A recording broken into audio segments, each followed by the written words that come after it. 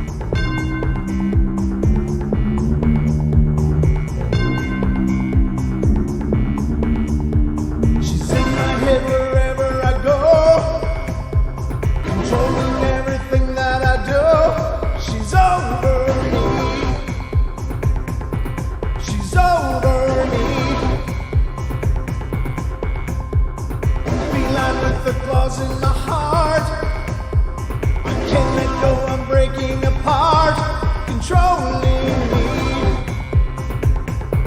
controlling me.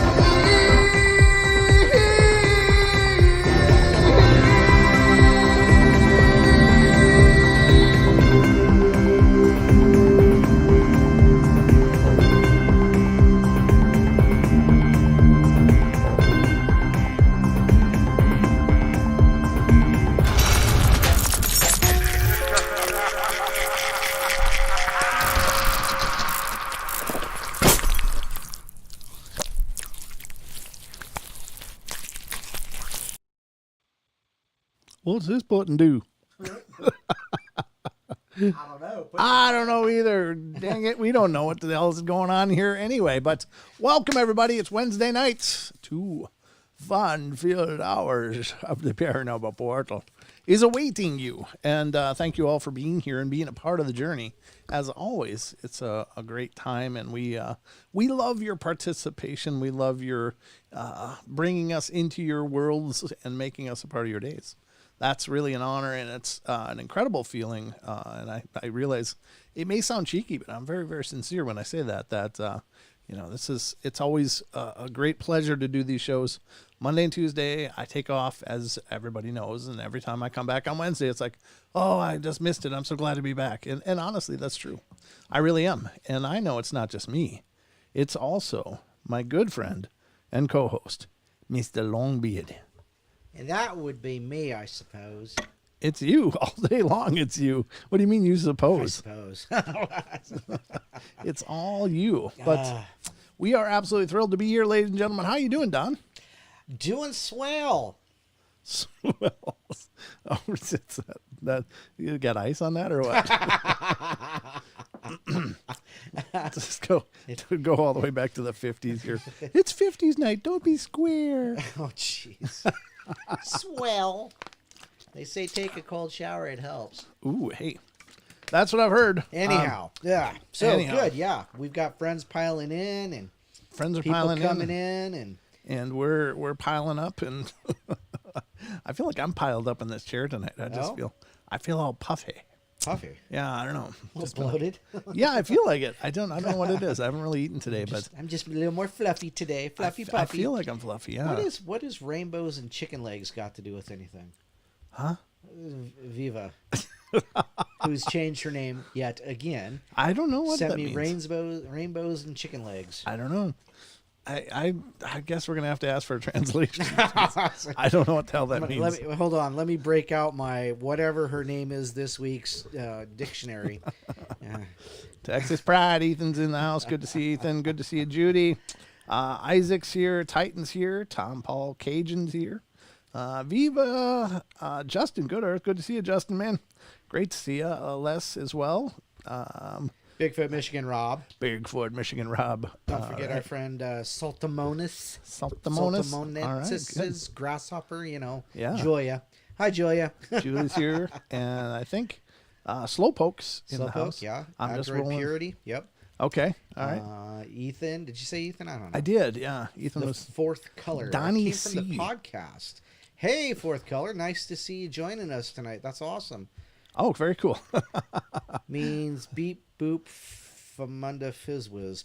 Nice. Okay. Well, I don't even know how the hell to translate that. That's not in a tongue I'm familiar with. But,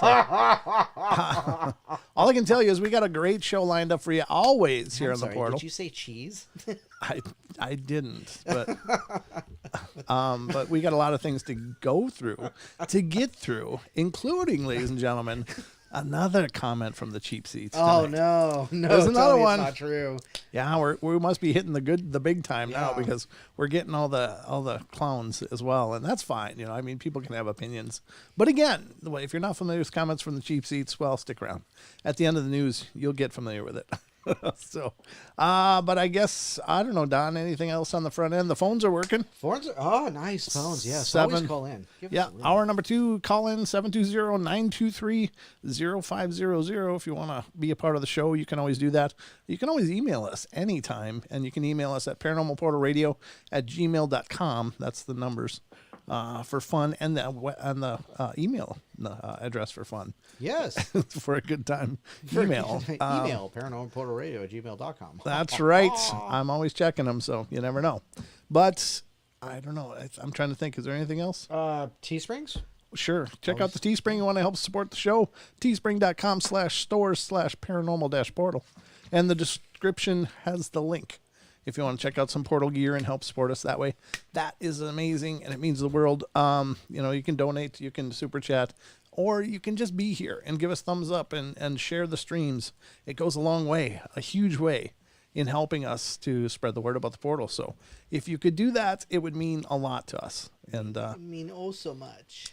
Yeah, and I've heard that every subscriber, Don gets a new whisker.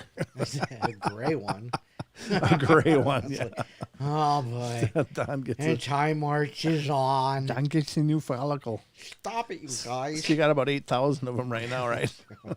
Almost 8,050. So we're getting there. We're getting there. Thanks for reminding me, buddy. Oh, well, that's a lot of ice cream, Les says. Yes. All right, folks. So I don't know. I don't have anything else on the front end. I guess that's it. We're just going to have to get to it. Jump in.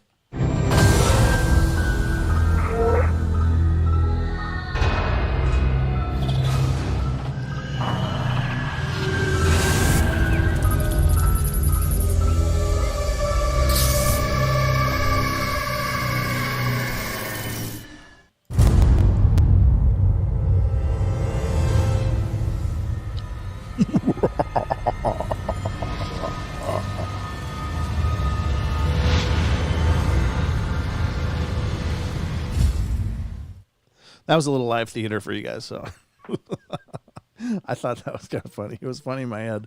So you get the whole blanket here. So welcome to the show, ladies and gentlemen. We are now fully underway. Portal fan base. Yeah, there you go. Saltamontes. Thank you for putting that up there as well. Yeah, there's Paranormal Portal Radio on Facebook, and there's Paranormal Portal Fans on Facebook, and there's Brent Thomas on Facebook, and there's Aether Archives on Facebook. There's all kinds of us. Lots of different variations. But I guess the best place to start, Don. The news? The news. The news. Time for the news, folks. I hope you're ready.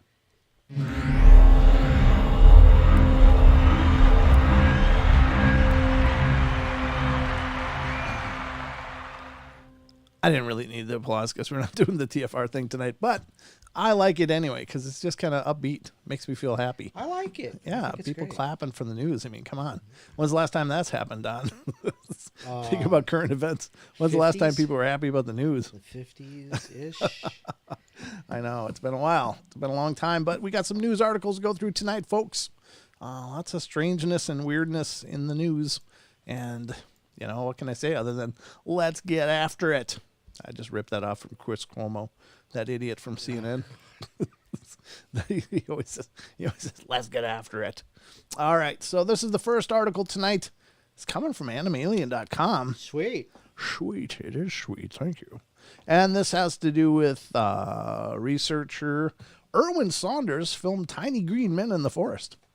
And this is the first article I've read in 3 days. So, no, that's not true. I've read a bunch of things in the last few days. But the first one I'm narrating. So, stick with me. Oh, what the hell's my phone doing?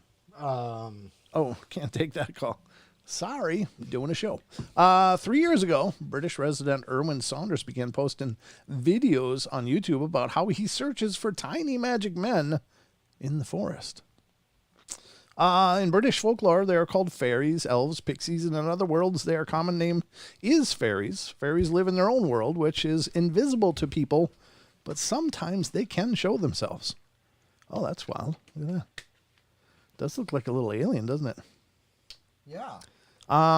The little people Saunders videos are a little larger than a human finger, but don't wear clothes. They have large pointed ears and wide mouths. Wait, am I seeing the same thing?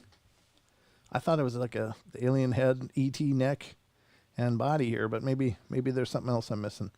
It says the little people look and move very naturally, so either Saunders creates them using high-quality computer graphics, or they really are real. No.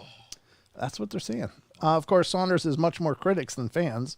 Yeah, I'm sure. It is difficult to believe that creatures really live in the forests, as if taken from children's fairy books or fantasy films. Saunders says he has to wait many hours to see the fairies before catching a glimpse of them. Therefore, most often he lures them out with small pieces of sandwich and sometimes sweets. They usually love sherbet and ice and biscuits, rather. One day, the little men spotted Saunders and shot him with an arrow with some kind of substance that left him in an altered state. Yeah, I bet. Wow. There's a little arrow right in his fingers, though. Isn't that wild? Yeah, it's a little green arrow. Ooh. According to journalist Edwin Saunders, video looks more like an eccentric art project than a real hoax, because it's extremely unlikely that the mischievous fairy tale creatures really hide in the forest next to people all this time. Why? I don't understand the logic there. But however, over the past 3 years, the internet detectives have not been able to reveal who is behind Saunders' videos, who makes computer graphics for him, if this is it, and if it's a hoax, then why is it so deliberately fake? CGI or not, this isn't the point. Even Erwin Saunders is taking you on a magical journey, so just enjoy. Yeah, no doubt. The questions in this case are also added by sudden disappearance of Saunders a year ago. He simply stopped uploading his videos to the network. However, a month ago, he returned with a video announcement and promised to continue his work. Wow. Oh. Yeah, Edwin Saunders, yeah. You know him? Oh, I know of him, yeah. Have we talked about him on the show? No, we have not. Oh, okay. Well, I guess we could take a glimpse, right? Yep. I'm going to take off the sound, though. I guess this is him. Huh. There he is. He's in the woods. There he is. Let's see, when does he see something? I want to get to the good part here. Let's click ahead a little bit and get rid of that. Oh, look at that. Oh, my. Yeah. I gotta hear if there's sound. Across, you'll be able to see just there. He's gesturing back to him and saying, wow. Go on, throw another one. Oh, they are little sprites, aren't they? I'd love for it to be real. That's awesome. Oh, he just chucked that little acorn. Is that an acorn? I don't know. He's tossing his nuts around. Oh, Don, it's so void. There's such a big void when you're not here. It's about a sack-sized void, as it were. I don't know. They're adorable videos. Yeah, it's cute. That's crazy, huh? I will tell you that I do work with CGI stuff. Oh, okay, there. Yeah, he's holding nut. That one didn't make it. Up one of the nuts. They got huge nuts. I don't know. This is wild, right? It is, yeah. It's quite interesting. Is it possible? I don't know. It's kind of that orgy of evidence thing. Yeah. And that's where I'm struggling with it. I'd love to believe it's real. I really would. I think that'd be just magical and fantastic.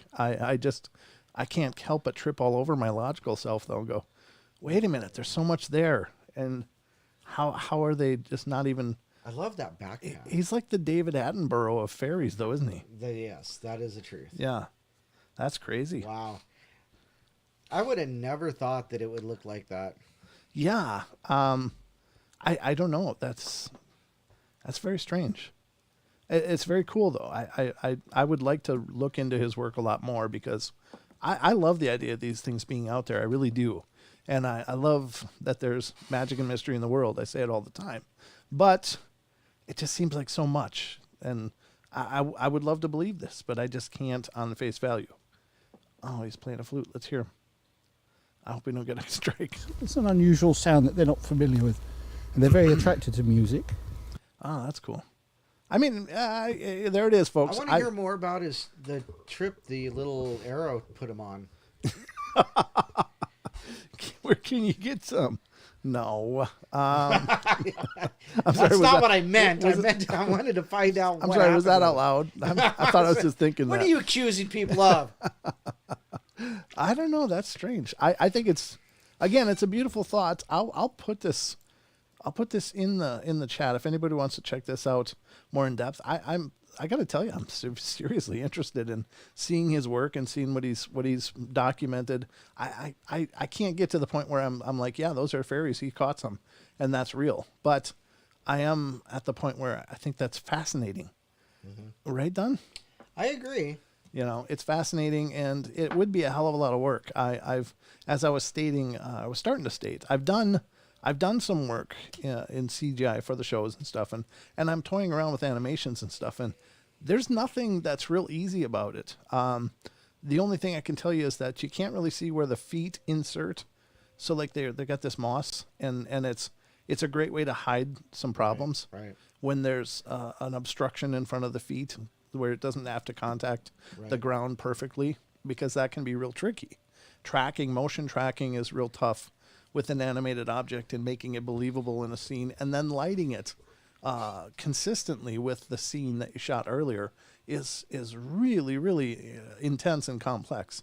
So, I mean, if it is fake, there's some time put in it. There's a lot of effort put into it, and at the very least, I can appreciate that this guy really pulled out all the stops for this, and I definitely want to look at it. So I'm going to look at that later as well. So that's article number 1, folks, and I'm here to tell you, what the hell, right? I still want to hear more about the altered state. I sorry, that's like the interest of mine at this point. Don, that's interesting. All right, we got another article here. Let's keep going through the news as we got it. The link for that video, for that article of Animalien is in the description. Check it out. And show that page some love. They do a great job over there, and definitely check out some of their other articles. And they have a podcast as well, I guess. So definitely support it. This one is Skinwalker or other creepy being caught on video in a rural area. Looks like it's just a frame, though. But that is, I mean, it looks creepy. One Palestinian TikTok user driving around at night claims to have captured the moment a mysterious creature leaps through a patch of long grass and hurtles toward them. At first in the video, you can hear one of the guys say that there's an animal in this place. However, then he realizes that, in fact, this is not an animal at all. In the next moment, a frightening, pale, humanoid figure emerges from the grass and rushes to the car. Oof, we're going to have to check this out too, Don. Mm-hmm. The original narrator's voice sounds panicked, saying, "Dude, what is that?" At this point, the camera swerves down and the clip abruptly ends. Of course. It's a regular Blair Witch ending. The video has proved popular on TikTok, garnering more than 900,000 likes for more than 6 million viewers. Wow. That is a lot. Users turned to folklore and suggested that the heroes of the video could encounter one or two creatures: a skinwalker, a mythical creature from the Navajo culture, or a Wendigo, a man-eating spirit. No. Meanwhile, skeptics are sure that the video is fake. Of course they are. That's why they're called skeptics, because it's fake. Everything a skeptic looks at is fake, of course, so that's not a revelation of any kind. Oops, I didn't want to do that. I want to check out this video. See if we can see what the hell's going on here. So TikToks are really short. if they play at all. Play with me. Oh boy. Uh-oh, it's not working. It's not working. It's not working.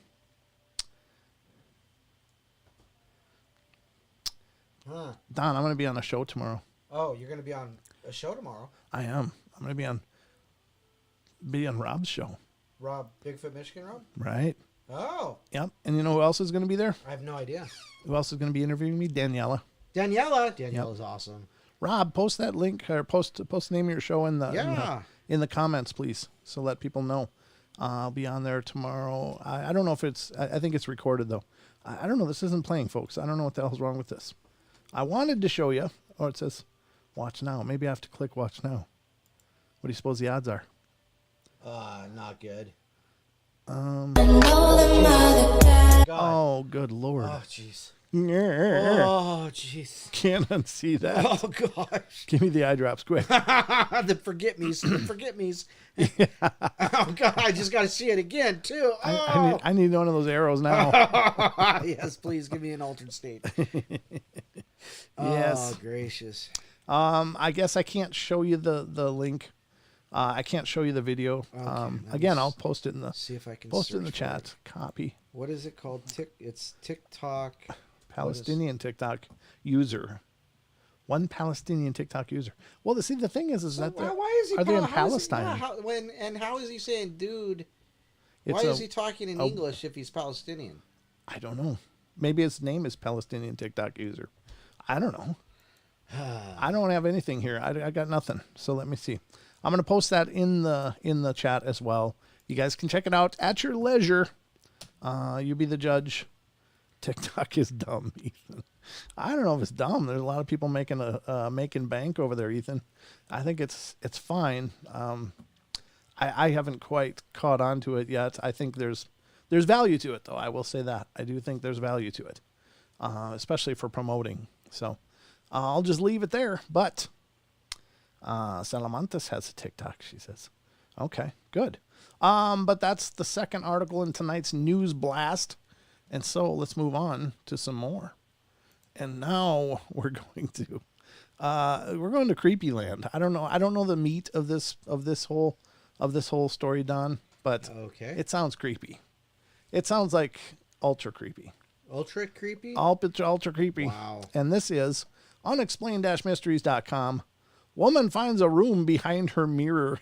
Oh, I wanted to read that. Well, there it is. We're going to read it now. It says, New York resident Samantha Hartsoe was shocked to discover a large space behind the wall of her bathroom. In a series of TikTok videos combined with a single YouTube video, Hartsoe started out by documenting her efforts to discover the source of a mysterious cold breeze in her apartment. Things took a rather unexpected turn, however, when the 26-year-old, having determined that it was coming from behind her bathroom mirror, discovered that there was a large hole in the wall behind it. Peering through with a torch, she discovered an entire empty room with an open doorway that appeared to lead into the gloom of some other larger unknown space. Sweet! Yikes. Keen to discover what lay beyond, Hartsoe donned a face mask, strapped the torch to her head, and squeezed through the hole into the room that lay beyond. What she found was a large, empty, and half-completed apartment filled with rubbish and debris. Disturbingly, she found indications that someone might have been living there. Oh, well. Yeah. It was kind of expecting there to be somebody, especially with the water bottle being there, she said, and that definitely put me on edge. Ultimately, she didn't run into anybody, but after returning to her room, vowed to cement the mirror to the wall to keep out anyone who might attempt to break in from the room on the other side. Later turned out that even the building managers were unaware of the empty apartment. I think everybody in New York has such small apartments, you don't know what you're going to find, she said. So the moral of the story, I think, is to caulk your mirrors. Caulk. Caulk. There's an L in there. Caulk. Caulk. It's A-C-A-U-L. Oh, no, you didn't. It's caulk. Yeah, well, definitely seal your mirrors. That'll cut down on the breezes. You know, That's so creepy. And you know, my first question was if this is if they walled in like the bathroom that joined these two, like a Brady Bunch bathroom. They walled in the bathroom. Why didn't they like fill that in? I know, why isn't it empty? Why empty isn't void? there a wall there? And then my second question is she's probably paying enough rent for that apartment. Yeah, that especially she in should New get York. the use to get the use of the next room. Oh, Let's just goodness. add that on as a wing and call it even. I won't sue. There you go. Yeah. Wow, that's creepy. So, I mean, I don't know. I don't know what kind of mirror she had, if it's a two-way or one-way or whatever, but Alice. Huh? Alice. In the looking Oh, glass. in the looking glass, yeah. Yeah, I don't know, but it's sure creepy. Jesus. Crazy. That poor woman. Ugh. All right. Let's continue on our journey. We've got more to do, more to cover here. Now, was there like a little void between the walls, or No, was it it's just like that was the wall of the next apartment, space. and it opened right up to her medicine cabinet? Yep. That's creepy. Here's That's- a creepy. Speaking of creepy, Don, I got creepy. No way. I got a full batch of You creepy got, on you this got story. creepy a long time ago. I got even more creepy now. Oh. This one's kind of creepy because it's actually a plot of a movie. It is. It's unexplained-mysteries.com. Study: rabies could mutate into a zombie virus. Wow. That's creepy. It says the rabies virus has potential to turn people into zombies like something out of The Walking Dead. Nope, wrong one. What? It's not Walking Dead. Why? It's 28 Days. Oh, no, I know. I think they're just citing the most popular Oh, okay. zombie show. World War Z. There you go. Thanks to the coronavirus pandemic, we all know how impactful a virus can be when it spreads from animals to humans. But according to a new study from Italy, that there's another virus that, if modified or mutated a certain way, could bring about real-life zombie apocalypse scenarios. Yeah, that's the kind of stuff people should be screwing with. Rabies is already known to spread from animals to humans through bites and scratches, and in many cases, when someone is infected, it can cause them to become hyperactive and aggressive. This in and of itself is a bit like what happens when somebody's infected in a movie, turns into a zombie, and then becomes aggressive and bites someone else, passing the virus along. Brains! But what if rabies was to mutate in such a way so that those who became infected behave much more aggressively and have a tendency to attack and bite other people? Bless you. Good? Not yet. Okay. Okay. Go ahead. Yeah. Pardon me. Such a scenario could be eerily reminiscent of a real-life zombie apocalypse. The fear is that even if such a mutation doesn't occur naturally, genetic engineering could produce a version You of think- rabies that might cause those infected to act this way. Yeah, they could. Of course. The fear is that even if such a mutation doesn't occur naturally, I just read that, it's now widely acknowledged that many viruses are characterized by naturally occurring high mutation rates, which induce constant changes as reliable means of escaping host defenses or facilitating their transmission to other susceptible hosts. The study authors wrote, rabies virus makes no exception to this rule. A vast array of up to 100 of antigen variants of this pathogen in a wide range of animal hosts and geographic locations. Even single amino acid mutations in the proteins of rabies virus considerably alter its biological characteristics. For example, increasing its pathogenicity. That's the way I'm going to say it. And viral spread in humans, thus making the mutated virus a tangible menace to the entire mankind. Perhaps The Walking Dead and Resident Evil aren't quite as far-fetched as they may seem. Oh, is that creepy? Just what we don't need. That is actually the premise of that movie. Yeah, that's a creepy movie too. I saw yeah. that one. I don't ever watch those kind of movies, but for some reason I saw that one. I was like, I wish I didn't see this one. This is so wrong. That woman's creeping through the dark in that apartment with the host guy, the one that started it all, and he was like this weird creepy zombie thing. Ugh. I hate zombies. Of all of the creatures depicted in horror movies, Really? I hate zombies. Really? It's the most disgusting thing ever. It is just gross. Huh. It's just gross. Yeah, what you want, a rotting flesh bag crawling towards you? No. Just gonna chew on you to death? But, Ugh. I mean, Eesh. they seem to be, unless you're talking about World War Z, They seem to be the easiest to deal with, except for the fact that there's like 90 million of them and one of you. I Am Legend, they were quick as hell in that one. That's true, yes. But they weren't really... I don't know if those would... I don't know if those were just mutated humans or zombies.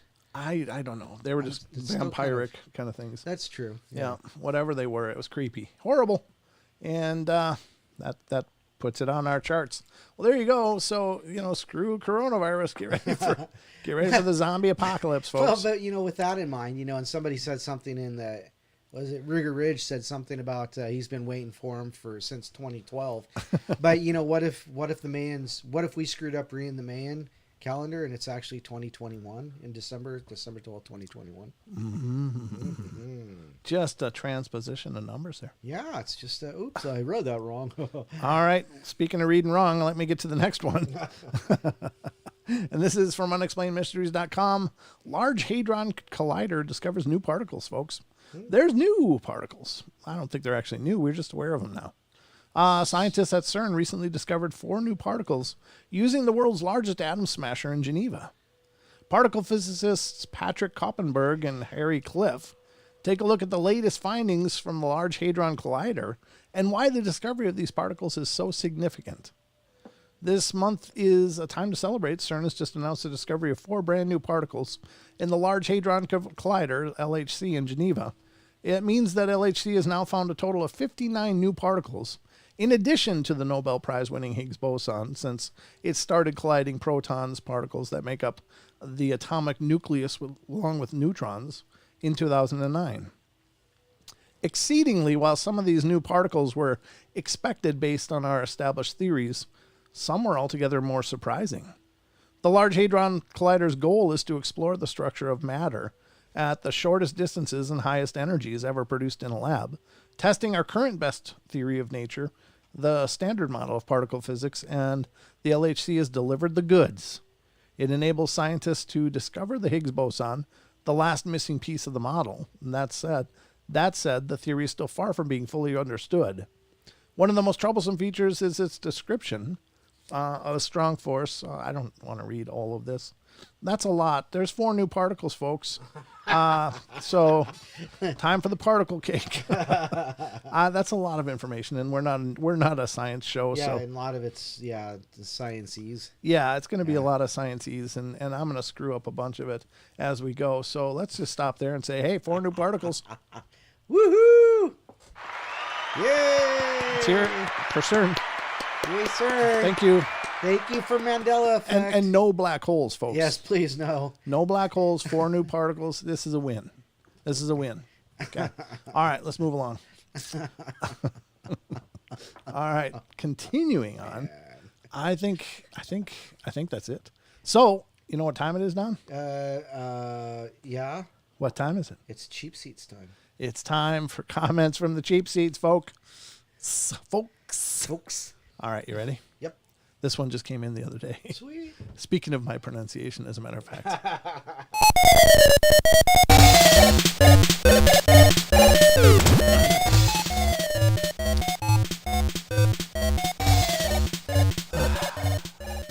Welcome, ladies and gentlemen, to Comments from the Cheap Seats. Now, this is a little segment I put together because every once in a while, we've been really fortunate on the show, but every once in a while, someone feels need to get all avuncular in our and pontificate all over our comment section. So please don't pontificate.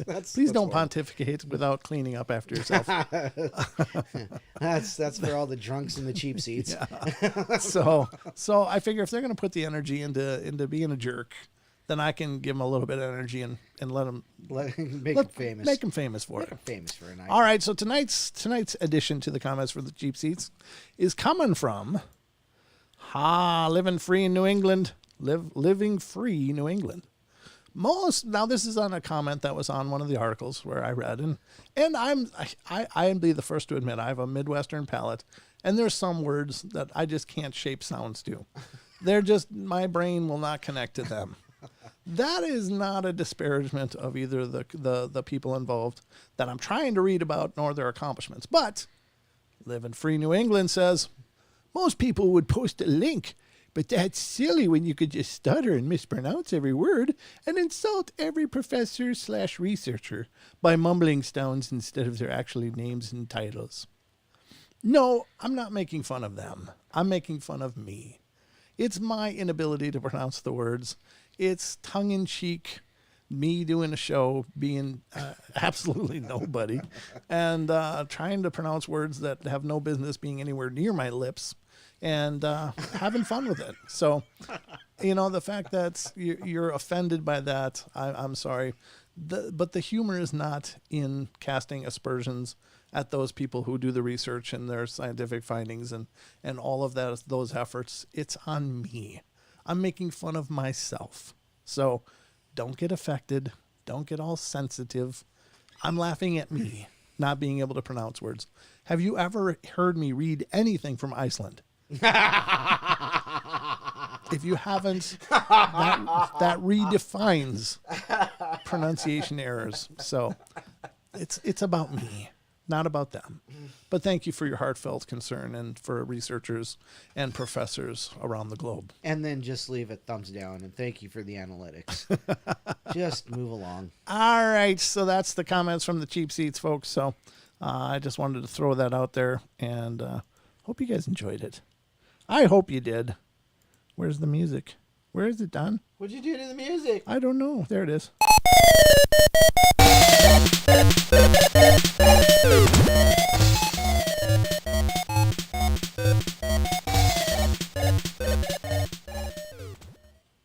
All right, folks, that's going to conclude our newscast for tonight.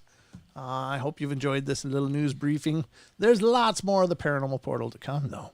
So this has been the Paranormal Portal News.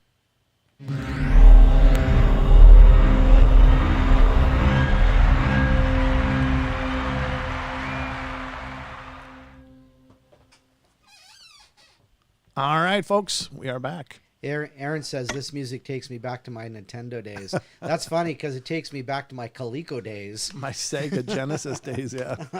Yeah. No, it was on purpose because I just wanted to find just a dopey sound and song that, could go along with that. Could you just, the 2D, the whole 2D thing? It's called 8-Bit Circus, I think is what it's called. That's what it's called. I didn't write it. I didn't perform it. But I don't know, folks. It's just the weirdness that is the portal. But I just, I like the comments from the cheap seats because I know a lot of shows just ignore that stuff. They're just like, oh, just ignore it. And I can appreciate that. And they're probably right. But there's another part of me that goes, no, make them pay. Thanks, Viva. Make hush, them Viva. pay. Viva needs to hush. She says, Don, that's because you're old.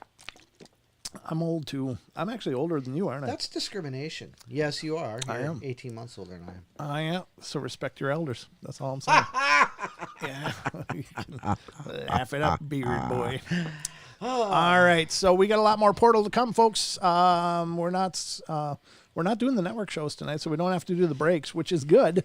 We got some craziness, some spookiness, and all kinds of more paranormal for your viewing pleasure. So yeah, Don and Paisley should drive to Serpent Mound. I am not driving to Is that Ohio.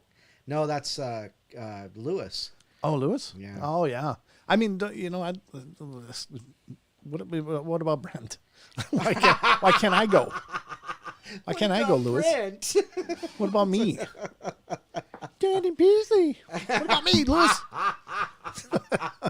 I need a vacation. I've been here for years, damn it. Well, whatever. I would love to see that, though, to be honest. Yeah, that would be great, I think the Serpent Mounds would be amazing. I think they'd be absolutely amazing. So if you're not familiar with the Serpent Mounds, our good friend Nase is actually on his way there right now. He is? He is. I didn't know that. Yep, he's going over to the Serpent Mounds. He's been doing like a 5-day fast. The guy's a machine. And he's been doing like a 5-day fast, and he's going to break his fast on the Serpent Mounds. Wow. So what a spiritual journey. What a cool thing. Why have I not? Oh, because he's probably announced it in this babbling at Babylon or something. Like You know, I think. Well, I heard about it when on Freaky Friday he was talking about it, and they were talking about it. Because I always have time to sit down and watch Kev's show. I really wish I could watch anybody's show. Yeah, that was a good show.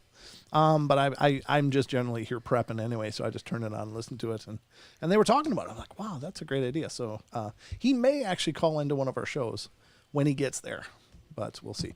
Did Bigfoot Michigan Rob post his link or I don't know. Okay, you know what? I'm a little busy. God dang it! God dang it! What was I doing? Oh yeah, I was reading stuff. Oh gosh! Aren't you just fine, right, Mr. Fix-It?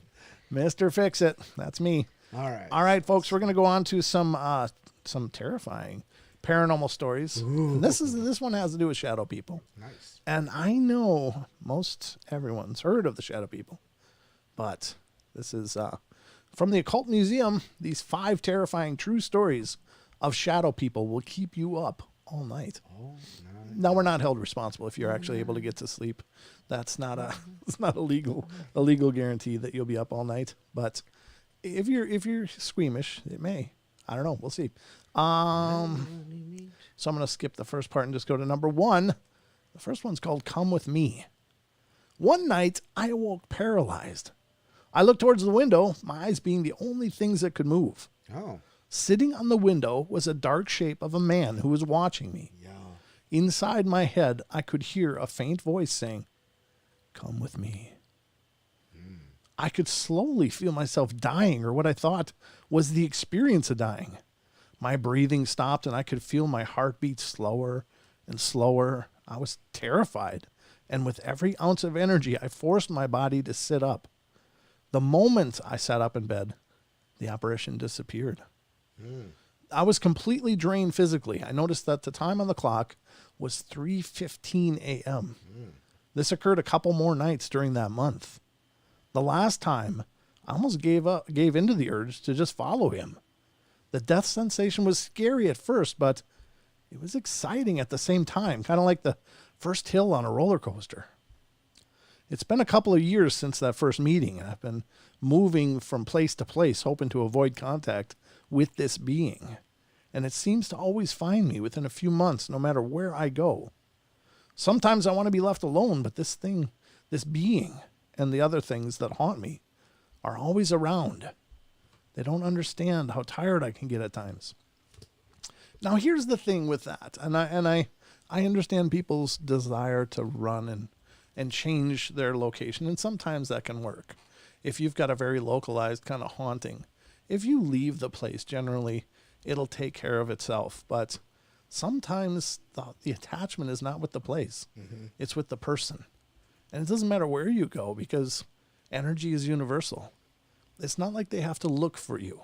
Yeah, they don't have to look. Damn it. Because it's energy is resonance, and we all have our own unique resonance. So if an attachment is spiritual, if something is attached to you, they don't have to look where you might be and do this, wide search.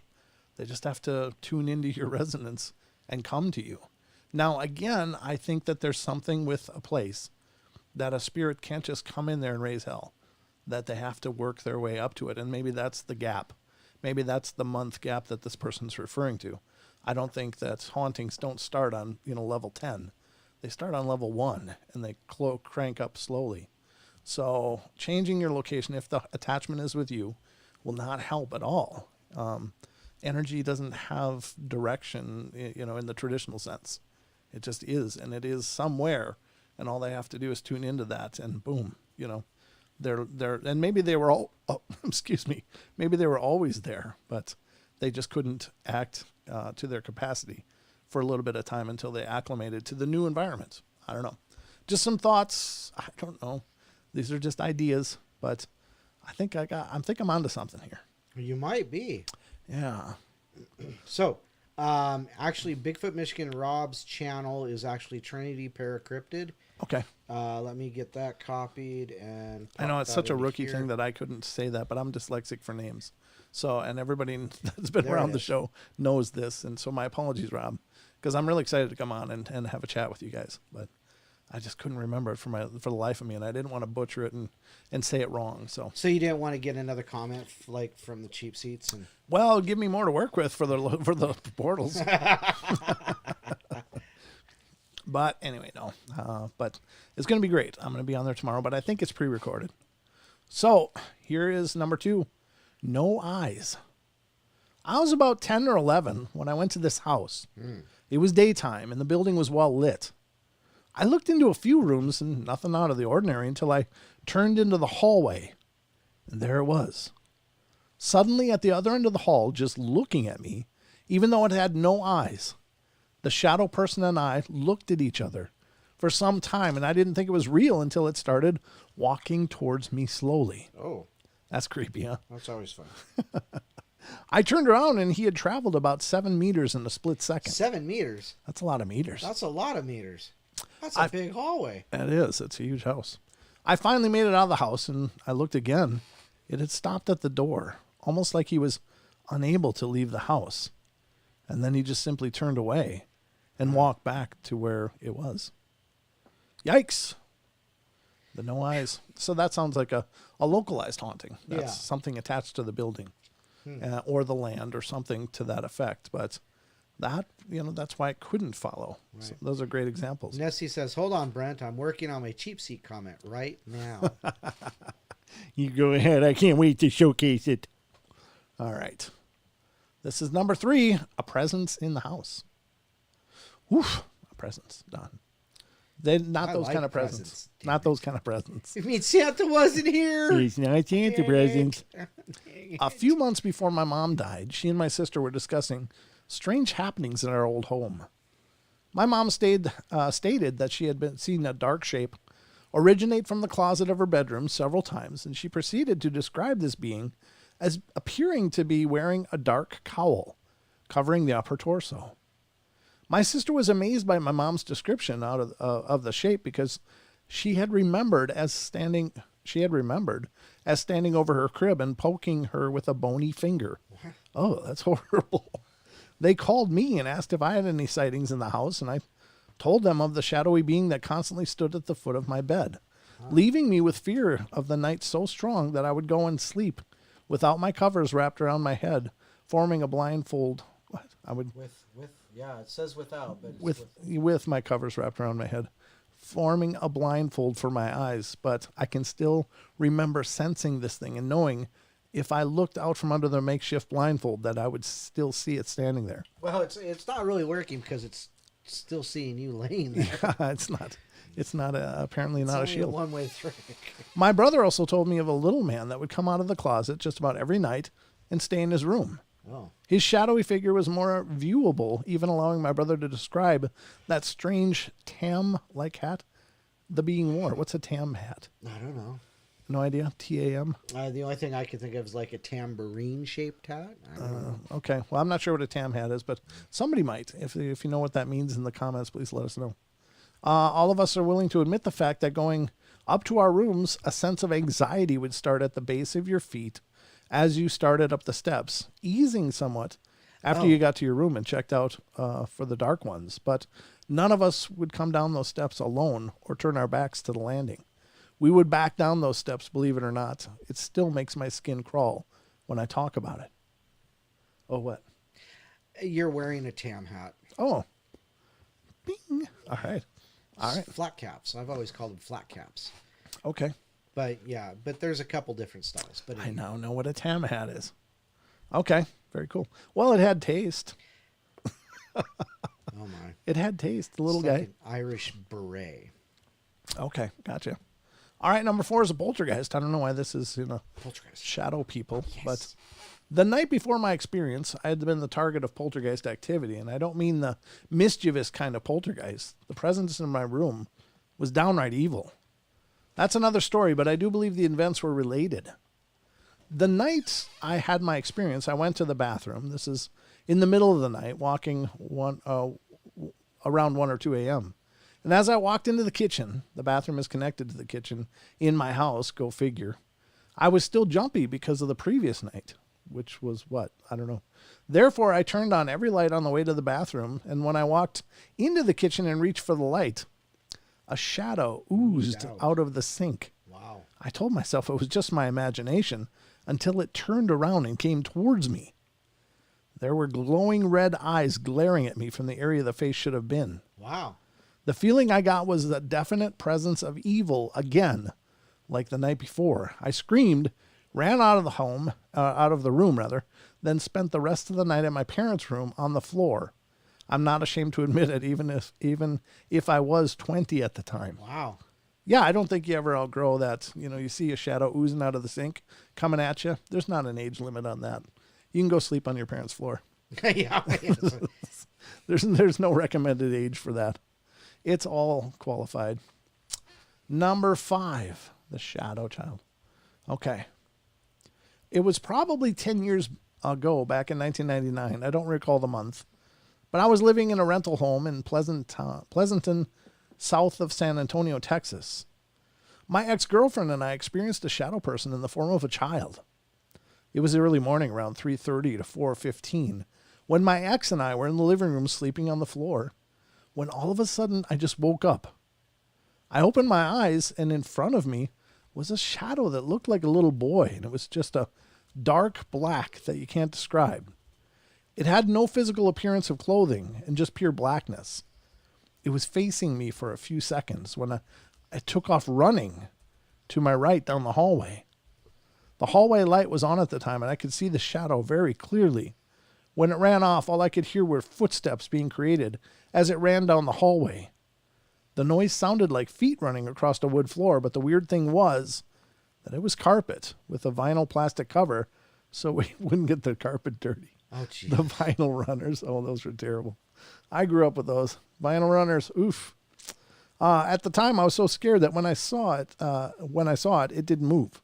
Another weird thing about the experience was that my ex had woken up at the same time. When it ran off, all I heard was, "Did you see that?" I knew I wasn't the only one that had seen it, and that it wasn't just my imagination. After that, we both stayed awake the rest of the morning, just trying to understand what had just happened. My ex would always tell me she would hear a scratching noise coming from outside, but I didn't believe her.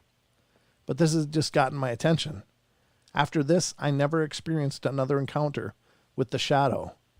A couple of months later, we moved out. Good call. Yay! Yay, good call. Wow. Yes. When the going gets spooky, You come to the portal. you come and get moving. Oh, boy. Or just come to the portal. We'll talk about it with you. Thank you. I'll give it to myself. All right. I don't know, folks. Wow. It's just how it rolls here on the portal. But interesting stories. I think they were pretty solid, right? Yes, they were good stories. Oh, goodness. You Sorry. okay over there? Yeah. Yeah. Okay. So, cool. Do you got something that you can just go over for a second? That's funny because people are saying, read, Don, read something. Let Don read a story. Like, it just happens. Did you just happen to read that? Is that what that is? My computer's so slow, I can't get anywhere. My mom actually texted me. Oh, a tam is a French hat often worn by artists. Yeah, it's got like the, so she's listening. Mom's representing up in here. So yeah, you saw the little, it's like the hat that Fat Bastard wore in. Oh, right. Right, yeah. Yep. Hold on a sec. I got to do this. I got to send just a quick text message. Sure, yeah. Tell Mom hi. No, that's actually to a friend. What? You mean somebody other than me? Yeah, I have one or two more. Oh, goodness. Congratulations. I'm not really good with long distance relationships. No, me either. I'm not even good with the close ones. Let's see. Okay. Yeah, just this thing. All right, should there we probably go. get a new one. I'm good. Maybe I should get a new one. A new friend? But no, I meant a computer. But could have thrown that one out there. Oh, I didn't know where we were going there. I was just saying. Yeah, we got more. We got lots more. 62 of you are here. Wow. Who's here, Don? Who's here? I could have done a roll call. You could have done roll call. Just remember, keep that in your pocket. If I ever go, hey Don, can you talk? Do roll call. Roll call. We got Aaron, Andrew Purity, Bruce Wayne. Cookie's here. Digger Dog. Hi, Elaine. Ethan's here. Happy Girl. Jordan's here. Les is here. Lewis is here. Ms. Nessie from the Kiwi area down New Zealand way. Always nice to see you. Rachel gets it right. Ruger Ridge is here. Ruthie Castro. We got Julia, who changed her name to something I can't pronounce, but it means grasshopper in Spanish. Titan, Trish. Hi, Trish. That's a new name to me. And Viva. And then Mr. Ethan. Las Vegas. Justin Goodearth. Let's see here. Did I miss anybody? I know I did. Aaron. Big Rob just popped in. Jordana B. You know, I swear some of these people just sit back and wait for a roll call. They go, "Hey, I'm here," and then all of a sudden that list just gets huge, and it's like, "Who Time to go to work." Yeah, exactly. Gosh, gotta sniff it out. Are y'all done? Taco's here. Hi, Taco. Okay, I'm done now. All right. Well, thank you guys. Slowpoke. Did you say Slowpoke? Slowpoke. Yeah, Slowpoke. Because they just said me. That's why I said that. There you go. Okay, so we got a lot more. Yeah, yes, Viva. I missed you on purpose. Ooh, did not.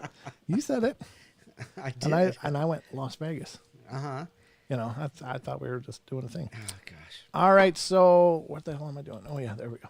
All right, let's get to the next one tonight. Oh, and Rick the Purple Hobbit. Rick the Purple Hobbit. Because everybody loves the Hobbit. We got a dwarf here, the Longbeard. You remember that, Don. Come on, you didn't forget that. Oh, boy. Oh, the Misty Mountains. Remember when I used to play that one before copyright strikes? And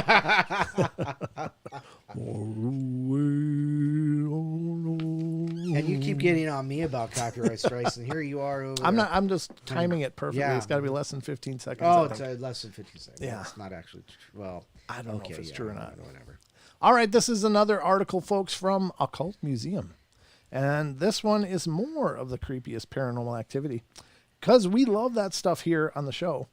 And this is an article called 21 People Share Their Creepiest Experiences of Paranormal Activity. Sweet. From strange from strange visitors in the night, the dead of night, rather, to unexplained phone calls from beyond. I love those. I love unexplained phone calls from beyond. Get ready to shiver at these stories and terrifying ghost stories. At these true and terrifying. I'm just reading it like crap, aren't I? I'm like falling down the stairs of grammar tonight. Hey, I'll throw some silver down the stairs after you. Thanks. I appreciate that. This is what he said. Here's the first one, The Boy in the Yellow Hat. Ooh. We lived in Okinawa for a while a few years ago. I don't believe in ghosts, but I can't explain so many of the events that happened in our apartment. The least scary had to be the boy. My son was describing this little boy that looked like his friend, who was Japanese, and how the boy wanted my son to follow him into the hallway. It was very matter of fact and only happened once. My son said that the boy was trying to turn into a monster. Wow. I tried my best to ignore the goosebumps all over me, and when he said that the boy had a yellow hat on, I almost lost it but managed to outwardly stay calm. I had been dreaming of a little boy coming to my side of the bed wearing a yellow hat and then turning to dust. Wow. Eee. Was it a tam hat? I don't know. Later, I talked to my friend about it, and she laughed and said the boy had been hiding in her daughter's closet for a year now, yellow hat and all. What? I talked to my friend about it, and she laughed and said the boy had been hiding in her daughter's closet for a year now, yellow hat and all. Wow. Is that a spirit thing, or is that like some stowaway kid? I don't understand. They all float down here. Yeah. Wow. Soon a new neighbor moved in, and she came banging on the door one night, said that something had grabbed her leg, and she saw a boy in a yellow hat run away. Wow. My neighbor didn't know that my friend and I never told her about it. My kids were too young to be out and about talking to the other kids at that point. A local friend told me that to put salt across my threshold and scissors out, because scissors signify the end of a relationship in Japan. Oh. I didn't feel really threatened until I began dreaming about a woman standing in the doorway of our spare room, staring malevolently at me. Wow. I hated going in that room because of the dreams and just had a bad feeling I got there. I just always felt uneasy. There were always earthquakes, so the little things like toys going off and especially the phone cord, yes, we had a landline, swaying back and forth didn't seem too out of place. One night, I stupidly decided to Google research ghosts of Okinawa. Yeah, that's a bad idea. And after a lot of boring stuff I already knew, I found a story that struck a nerve. It described a man whose wife was targeted by a female spirit. It sounded very frightening, and when I finished the story, I was shocked to my very core to discover my actual building listed as their previous residence, which they'd moved out of a month before we'd moved in. The chances it was the same apartment were slim, but I slammed my laptop cover down and vowed to salt every freaking room in my house because at least it might ease the tension I felt there, like a placebo. The absolute breaking point came when one of my kids ran screaming out of bed one night, and I found them huddled in a corner, and I swore I heard a set of heavy footsteps as I jumped out of bed. It could have been sleep hallucinations, but I cried and held my child and whispered that we would leave, and we did. Yeah. Yikes. There we go with the regional ghosts again. It's really interesting to me how hauntings really do follow cultural lines. Right. What was it? The red dressed little girl in Taiwan or something like that? Like Taiwan or Korea or something Yeah. like that, yeah. That was a real regional one, but people had those Yes. experiences. Yes. Here we got these yellow hat kid in Okinawa. I don't know if that's a cultural thing or not, but Yeah, well, it's Japanese, so that makes perfect sense. And Sure. Okinawa is, the island off the coast there, and an island off the coast there, I should say. right. Yeah, it's a creepy spot. Wow. There's a lot of stuff going on over there. This is not a Michael Jackson song. This is a story about a man in the mirror. Oh, Sharing this on behalf of my partner. very good. When he was about 4 years old, he would talk to a man he saw in the mirror. Naturally, his parents were curious about his behavior and asked him questions about the man. He told his parents details about the man, including his appearance, hobbies, and how he died. Wow. It turns out that one of the former owners of the house was a man who had committed suicide in the house and matched the descriptions of the man my partner saw in the mirror. Wow. When his parents found out, they moved out of the house a month later. Vacation. Boom. Or vacating. Vacating. They vacated. Heavy footsteps, number 3.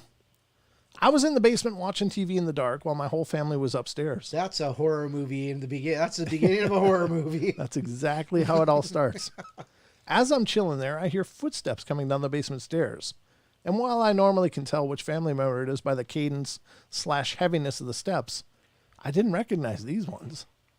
The footsteps stopped before the bottom of the stairs, so I called out saying, "Oh, ha ha ha, it's so scary. I know it's you," thinking maybe it was my brother or someone trying to scare me.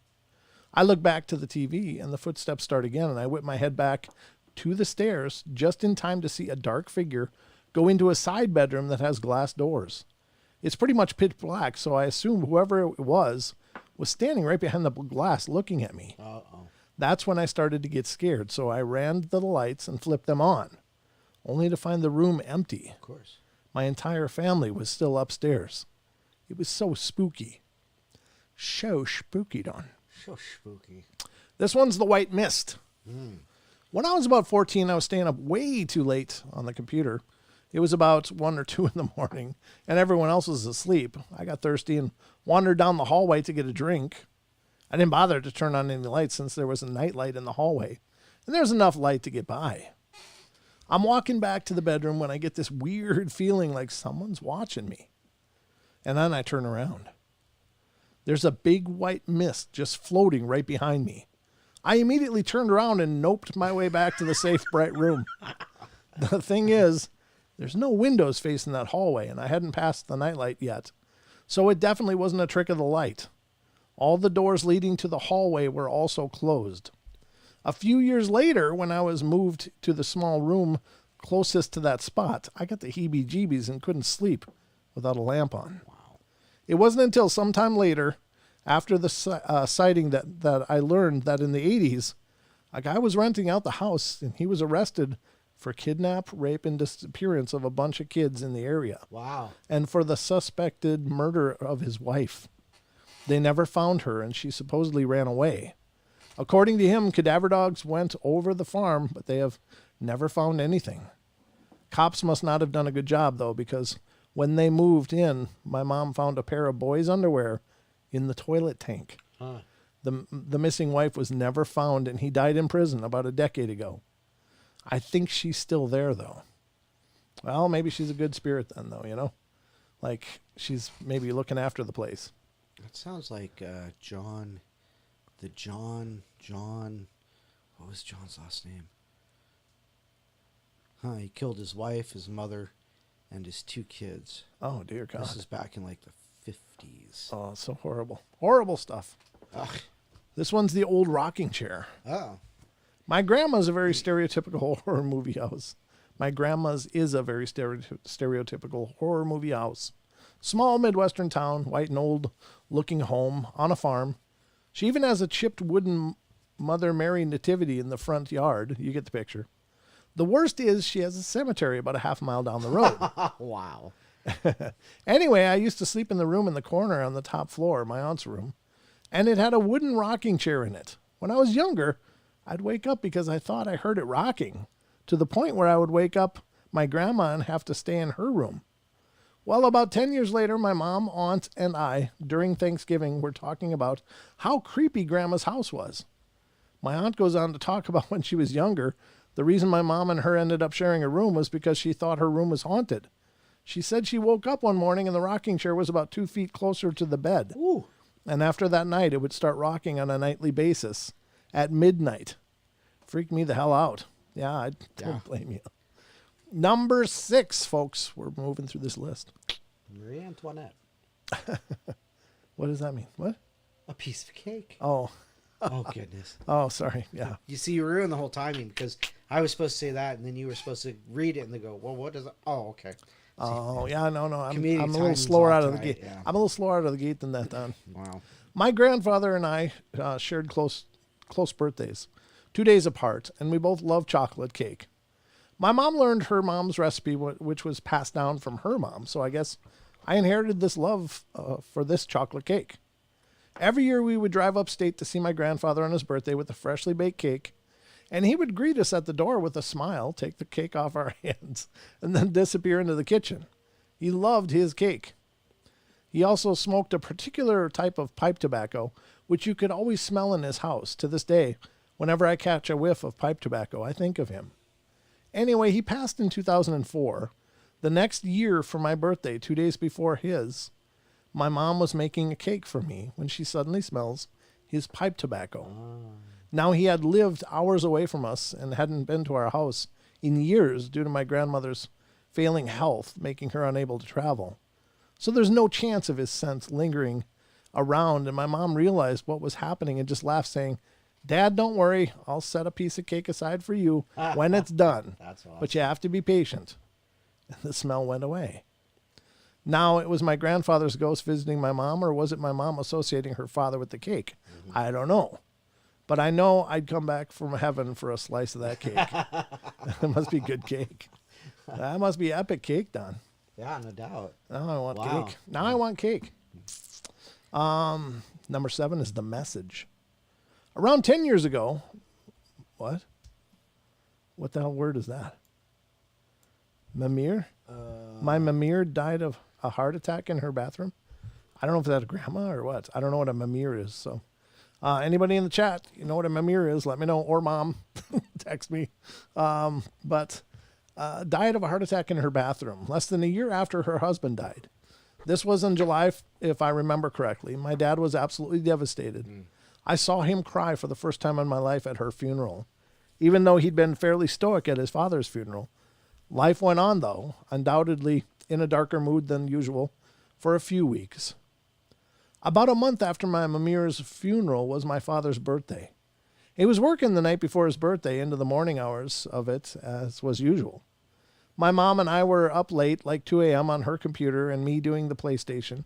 When my dad came home, he worked around an hour away and didn't usually get home until 6 or 7 a.m. And we asked why he was home so early, and he said he got a birthday voicemail from his mom on his phone while he was at work shortly after midnight.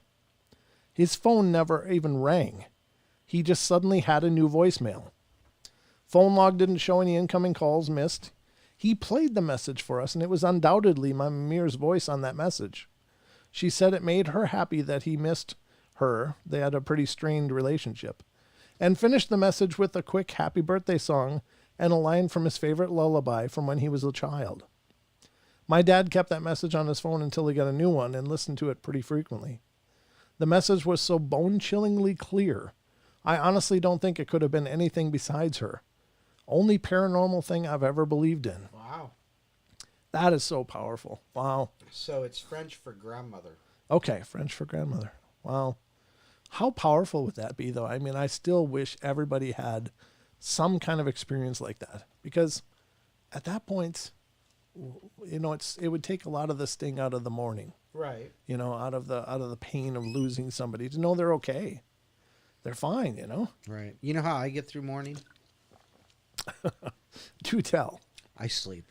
Oh, yeah. Just go right till noon. Just go right at noon. Yep. It's like... If you sleep right till noon, you'll have great mornings every day. Every day. Yeah, that's Mornings probably with true. Just a piece of cake. I go to bed in the morning and wake up many times in the morning.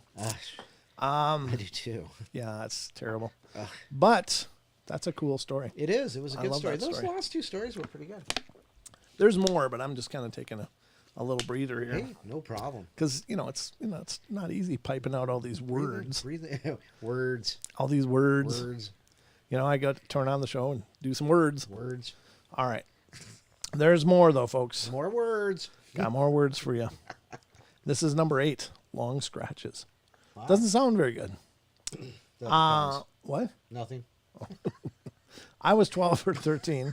I had just moved to the UK from Texas the year before. We moved into a really nice farmhouse in the south of England near Wilton. We were completely alone for at least 3 miles in each direction, and anyway, on with the creepiness. The first thing that happened was our kitchen. It was a large room with light fixtures in the ceiling. Those lights were flickering one night, and I was just staring at them. Out of the corner of my eye, I could see a girl, and she was wearing a white dress with her hand on the window. Wow. It scared the hell out of me, so I jumped back and tried to put my focus on her. But when I tried, she was gone.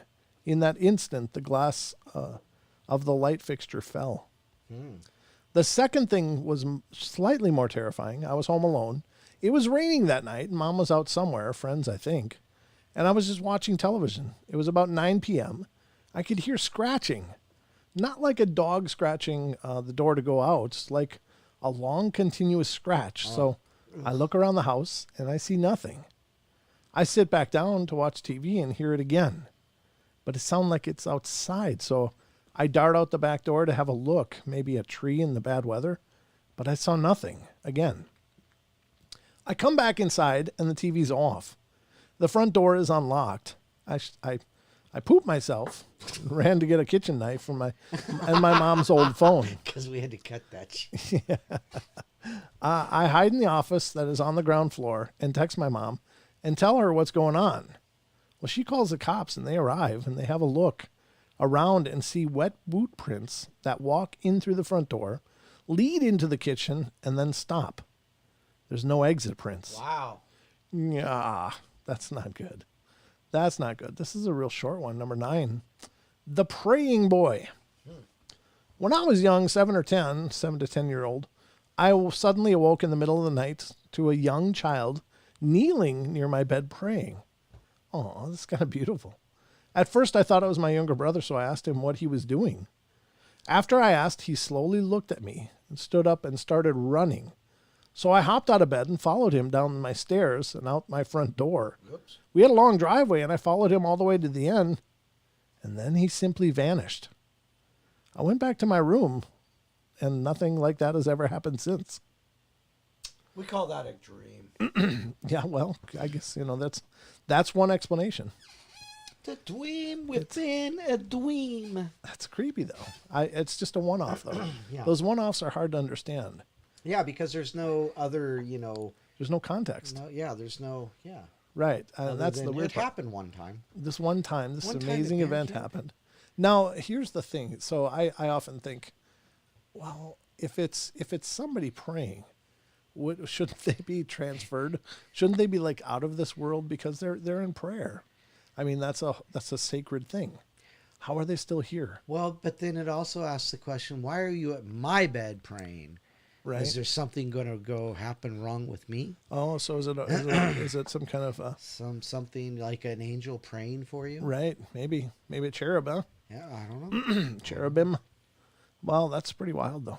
Number 10, the last goodbye, or a last goodbye.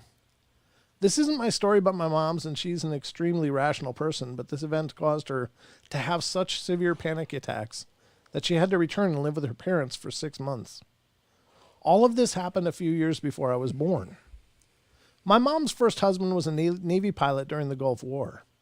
The carrier was about 10 days into its cruise, operating with complete radio silence. She hadn't heard anything from the ship since it left, but that was to be expected. This was a war. On that night, about 10 days into the cruise, my mom woke up suddenly in the middle of the night. She saw her husband standing in the room. It wasn't in ethereal form either. He appeared solid and utterly the same. The only thing different about him was that his head was shaved, and he only had one thing to say: goodbye. Wow. This whole experience startled my mom, and she couldn't get back to sleep. She went to the kitchen to get some water when the doorbell rang. All military wives know what the late night doorbell means. Her husband had suffered a massive heart attack and died aboard the carrier. She was grief-ridden, but reasoned that the apparition had been a hallucination born of the stress of having a spouse deployed. Besides, with his head shaved, he didn't even look that familiar. Her mother and mother-in-law flew out immediately to plan for the funeral and receive the body. She stayed strong until the first viewing of the body. Her lifeless husband was bald. Oh. He had a letter from his NFO. The shaved head was explained as a result of a lost bet.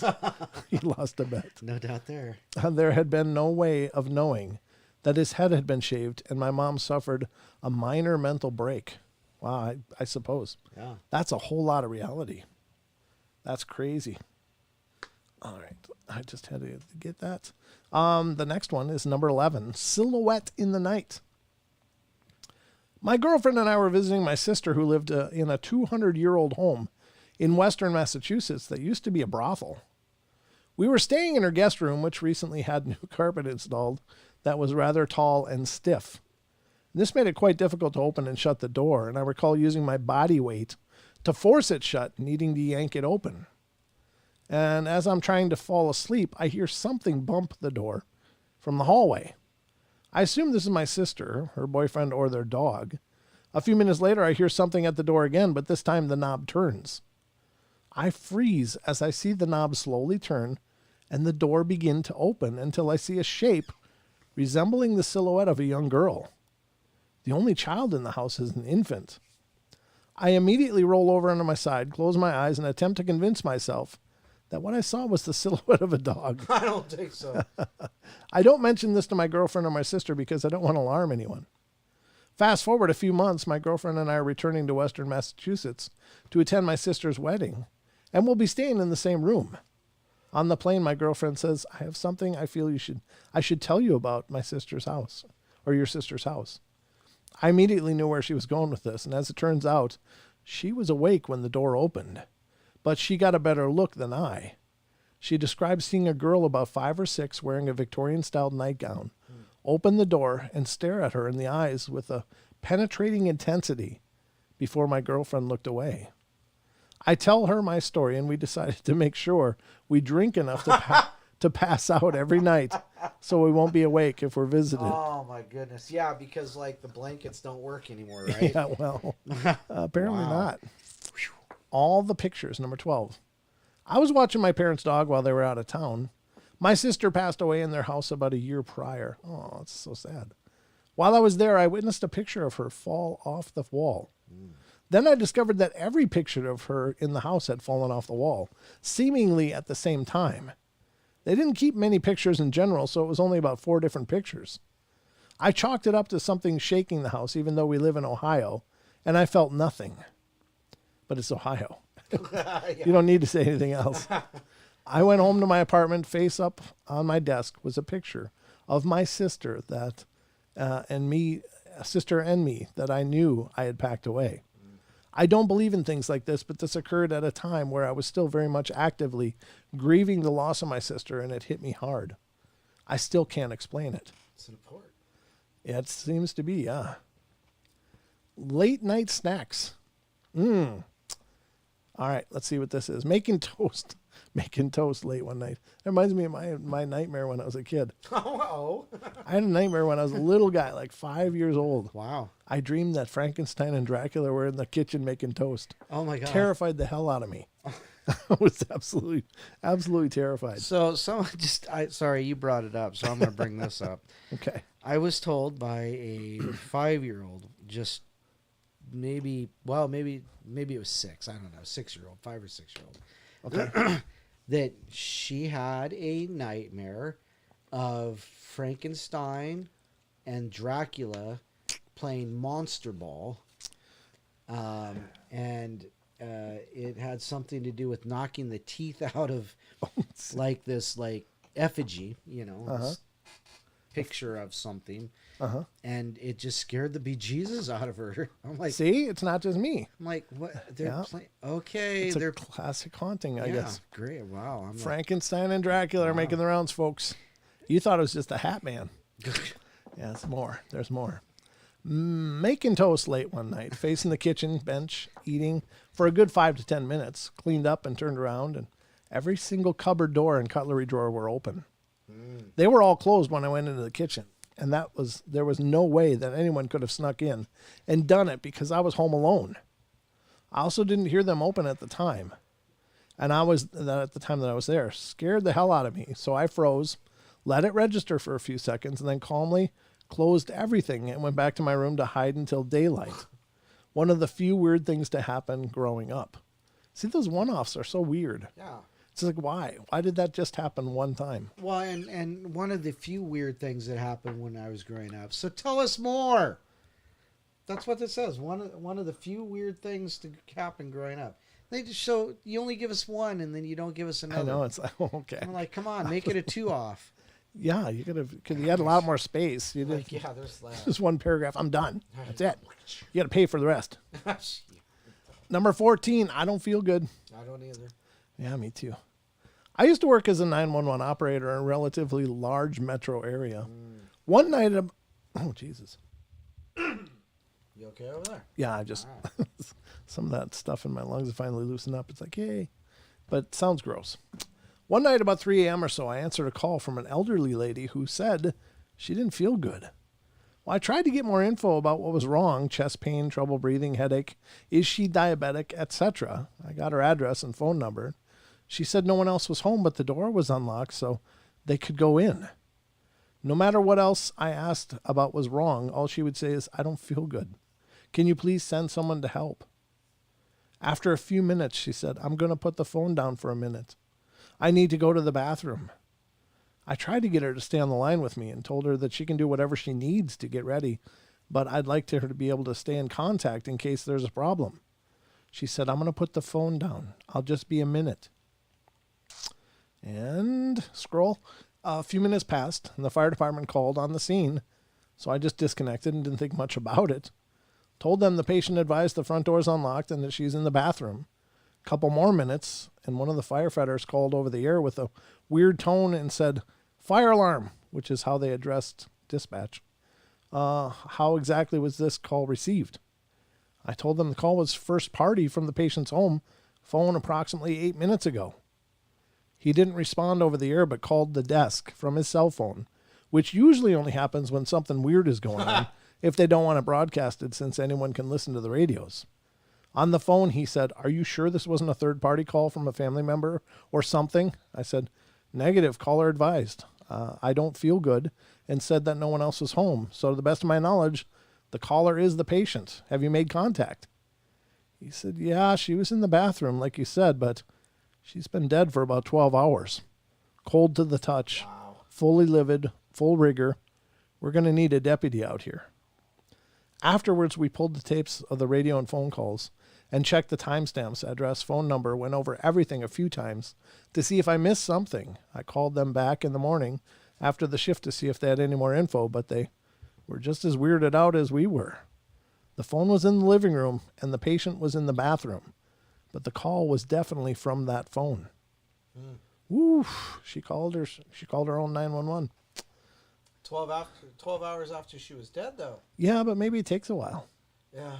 I don't know how that works. The first manifestation. Right. That could be a thing. The first manifestation, they have to, come to terms with the idea that they're outside of their body, and then they have to figure out how to power things up. Like Dr. Manhattan, Exactly. He didn't just start out a big blue guy. He had to work at it. That's right.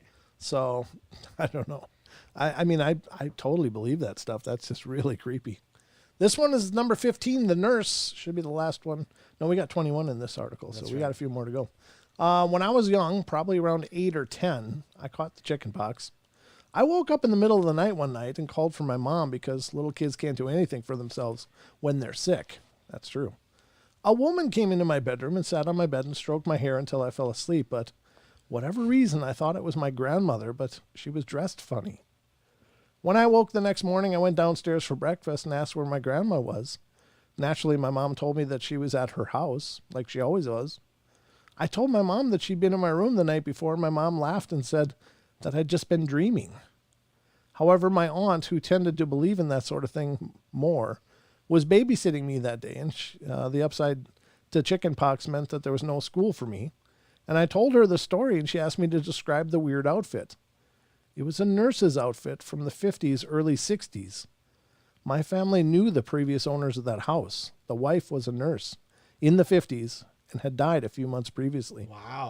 Wow, is right, huh? Ms. Ratchet. Can I say with 100% certainty that I had an encounter with a spirit? No, but it's certainly a spooky coincidence.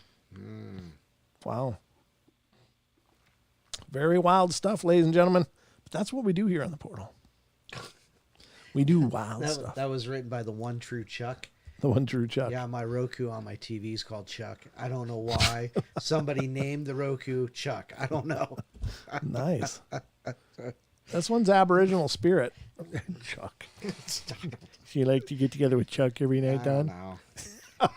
Me and Chuck sit down and do some I bet binging. you do. All right. Hey. Family show. Number 16. Speaking of family show, Trish said, I had a boyfriend that dreamed he was a piece of toast. That's why he's an ex. I don't blame you. That's not a keeper. No. Nope. You can either date the toast, you can date the guy eating the toast. I would date the guy eating the toast. When he fell down, did he always end up butter side down? It's like the law. He's always face down, no matter how he fell. Tip backwards on a chair and hit his face. Tip backwards on a chair and hit his face. Yep, it's just the way buttered bread always works. Oh, man. That's funny. Dang it, how'd that happen? What's wrong with your nose? I fell backwards out of the chair. How'd you hit your face? I don't know. It's just the way it works, folks. You ever had buttered bread? You drop it, it doesn't matter how many times you flip it. It's going to land on the butter every time. It's just how it works. Okay. Are you ready? Yeah, go ahead. Okay, we're going to go to number 16, Aboriginal Spirit. Not me, but my twin brother. We were around 6 years old, and it's Central Australia with our dad and older brother. We're doing some nature walk, and he fell back a bit. He then screams and runs and catches up with us, and he told my dad he'd seen something. Later that day, we're in town nearby when my twin pointed at a painting in an art gallery and said that the figure in it was what he had seen. My dad went into the gallery and asked the person at the counter what the figure in the painting was. And they said it's an Aboriginal spirit that takes children who wander too far from the camp or family. Oops. Yeah, don't wander. You better stay home. In Australia, especially. Yeah, no doubt. Wow. The number 17 is the swinging noose. Oh. I don't know what Girl Guides is. That's interesting. I never heard of that program. I was in Girl Guides for years when I was younger, and we'd often take trips around the area. Okay. This trip, we went to Ottawa, and we're staying at the old city jail, which had been converted to a hostel. And they have this promotion type thing where you can stay the entire night on the top floor, which was death row, waiting to walk down the hall to the noose and trapdoor. You don't have to pay. Well, we didn't do that. We were on one of the lower floors as we were all 10 to 14 years old, but We did do a full guided tour of the jail, which took us down Death Row to the hanging tower. They had an actual trap door fenced so no one would fall through the 3-story hole, and even had a recreation noose hanging over it. Recreation noose. What's a recreation noose? Let's try this one on. Yeah. Come on, kids. Let's try the recreation noose. Give it a swing. Who didn't make their bed? Come on. It's time for the recreation noose. Oh, no. It's a new game. Sounds like a board game. Hang Bad. here and see if you fall 3 stories. Your rope stretched. The tour guide was really enjoying turning up the spooky factor for this group of easily frightened, giggling girls, so he was explaining the trapdoor. He gave the noose a nudge so it chillingly swung back and forth. Moving to the courtyard, everyone was filing down the stairs, and I hung back a few seconds. I really wanted to get a shot of the tower, but was using a crappy old camera with real film. Had to wait for the noose to stop moving, or else the shot would have been an ugly blur in the middle. By the time it was finally still, I'm alone on the floor, but can hear others in the stairwell beneath me. Feeling a bit nervous, what's with the atmosphere and all, I started rushing a little to get the picture, and just as I was pulling the lens away from my eye, I felt a hand on my shoulder. I jumped and figured I was about to get yelled at for straggling behind, spun around, and just about screamed when I saw no one was there. Basically throwing myself down the stairs, I didn't stop shaking till I was in the middle of the group surrounded on all sides by friends, completely ignorant to what had just happened. When I did tell them later that night, back in the cell, that was our hostel room. Cell. Wow. They all thought I was full of baloney trying to scare them. No blame there. I would have assumed the same as someone else said it. When we did tell them later that night, back in the cell, that that was our hostel room, they all thought, what the hell? That's repeated. Blah, blah, blah. So by the next day, I'd pretty much forgotten about it. Convincing myself it was probably just my imagination running overboard. I didn't even really think about it again until I got the pictures developed. Swear to God, in the shot I took from the noose, the trapdoor, there's a black outline of a head and shoulders as if someone was standing right in front of me. I was completely alone at the top of the tower at the time, and the angle doesn't even make sense how someone could be there. What did I do with the picture? In typical 13-year-old girl fashion, I made a scrapbook page with it, cut the edges with crazy scissors, and with a big black foam letters wrote, "Ghosts."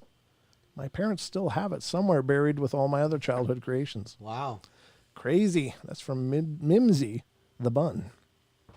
Mimsy? Mimsy the Bun. Mimsy. The last Mimsy. Number 18.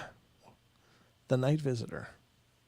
A lot of weird incidents happened in the house I grew up in, stuff moving on its own or turning on or off by itself. A couple of friends who came over claimed to see figures or experience their own things. But one of the most memorable things happened when I was in high school. One night I was sleeping and woke up when my bedroom door opened. I saw the silhouette of a person moving around my room, looking like it was rummaging around near the dresser. I assumed it was my mom dropping off a late load of laundry for some reason. Anyways, a few seconds later, the figure seemed to disappear into my wall, but I was still pretty sleepy and figured I just hadn't seen my mom walk back out the door in the dark. The next morning, my mom asked me if I'd gotten up in the middle of the night for any reason, and I said no, and asked why, and she told me she'd seen my bedroom door open from her room, but she never saw anyone go in or out. Usually these incidents happen to me or my brother when we're alone and there was no one else around to witness them. This is one of the few times when more than one of us saw something happen. Mm-hmm. So it was kind of weird to have one of my experiences sort of validated by someone else. Well, yeah, but wouldn't that make you feel good too? It's like I'm not the only crazy one in the family. Yeah, I feel better now. What'd you think? You validate me. You complete me. Number 19, The Other Daughter. That's a creepy title. Is that like The Others? Yeah, right. That was a great movie, by the way. I have to rewatch it. I love that movie. That was really well done. I had to get past. Okay. What's her name? Sorry. Not a Kidman fan? Well, not at the time. No. Okay. The Other Daughter. I was annoyed with my daughter because she hadn't cleaned her room in weeks. So when I walked by her room and saw her standing there, I assumed she was doing what I said. A few minutes later, she walked out of the shower in the bathroom with the towel wrapped around her, and I asked why I was looking at her strangely. When I asked her who was in her room, she looked scared too. I never figured out who was, but they didn't clean the room either. They didn't do it either. Nobody listens to you, lady. Or man. That's Muse Memo, so it must be a woman. That's maybe sexist. Sorry, I don't know. Male or female. The Gray Man. The Grogok. I lived in a house in Yorktown, Virginia, right where the battlefields probably were. The house was creepy. The yard was creepy. The woods behind the house were creepy. I used to sleep on my brother's bedroom floor and sometimes in my sister's bed because it was so creepy. There's a lot of creepy. Wow. There's all kinds of creepy going on here, folks. No extra charge, mind you. I always felt like some weird presence was around me, and I wouldn't say it was evil, but I couldn't tell if it was good either. It was creepy. It was just creepy. Well, one night when I was 10 or 11, I was sleeping on my brother's floor. I woke up from a dream about a gas station. Okay. I remember feeling kind of weird. About 30 seconds to a minute after I woke up, I'm 99.9% certain I was awake. I saw a man appear in the doorway. He stood there for what felt like an hour. And he stared at me, dressed in old-fashioned clothing and a hat. He was completely white and gray, a bit translucent. He eventually turned around and walked out the doorway, and I saw him disappear. I ran into my sister's room, woke her up. After seeing a picture of my grandfather I had never had the opportunity to meet, I think it might have been him. She didn't believe me, but a few months later she did. I was at a friend's sleepover, and she had a friend at our house. Her friend was awoken by a little boy who apparently looked like me. The boy apparently said he was scared. My sister's friend told my sister the boy was bugging her, and my sister looked over, telling the boy to go back to my bed. It wasn't until morning she discovered I wasn't there the night before. So they both saw this little boy that was scared. Poor kid. That's creepy. Creepy, Don. Number 21, which should be the last one in this article. The unknown number. Until a few years ago, I still had an old slider phone. One day I got a random call asking for some girl named Sarah. I told them they had the wrong number, and they intermediately hung up. Does that mean they wait a few seconds? Maybe. Not quite immediately, but intermediately. Maybe they hung up a couple times. For the next few months, I would get these calls asking for Sarah about once or twice a week, coming from different numbers and different sounding people. Sometimes these calls came at 3 a.m, and well, one day I got a call.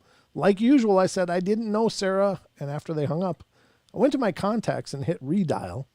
After I did, the machine took over and said that the number did not exist. I went back through my call history trying to call some other people that had called me with the same results. A machine telling me the number did not exist. Every time I would get these calls, I would redial the number and still got the machine. I Googled the numbers, but all I learned is that they're coming from North Dakota, Montana, basically everywhere in the Midwest, which isn't all that weird because I live there. I started wondering what was going on, so the next time I got a call asking for Sarah, I said, "Oh yeah, she's right here." And the other person on the other end said, "No, she isn't." Oh. And hung up. Wow. No, that's not nice. Then things started getting weird when I started getting calls from unknown numbers calling me. Whoever or whatever on the other end hanging up the second I said hello. The creepiest one I ever got was a call I got where they didn't hang up after I said hello. I could hear someone was on the other end just listening, but they didn't say anything. Just something really uneasy about it. Eventually, I switched phones and got a smartphone, and I immediately stopped getting calls. I haven't gotten a single random call in about 3 years now, despite the fact that I still have my old number from my old phone. Yeah, that's weird. Now, I was going to say that, with IP calling, that's what a lot of telemarketers use, and they spoof their number so it looks like it's from somewhere completely different than the call you think you're getting, but, that's not uncommon. But I don't know how that works, whether a smartphone would matter or not. Interesting stuff, though, huh, Don? So it's interesting that the person says, "Oh yeah, she's right here," and the other person says, "No, she isn't." No, she isn't. Could be. Maybe they seem to know. Are you Sarah? Is your name Sarah? Mm-hmm. Sarah, talk to me. Well, they didn't say what the voice was. Was it a male voice, female voice? That's interesting. Well, there you that go. would have been an interesting take as well.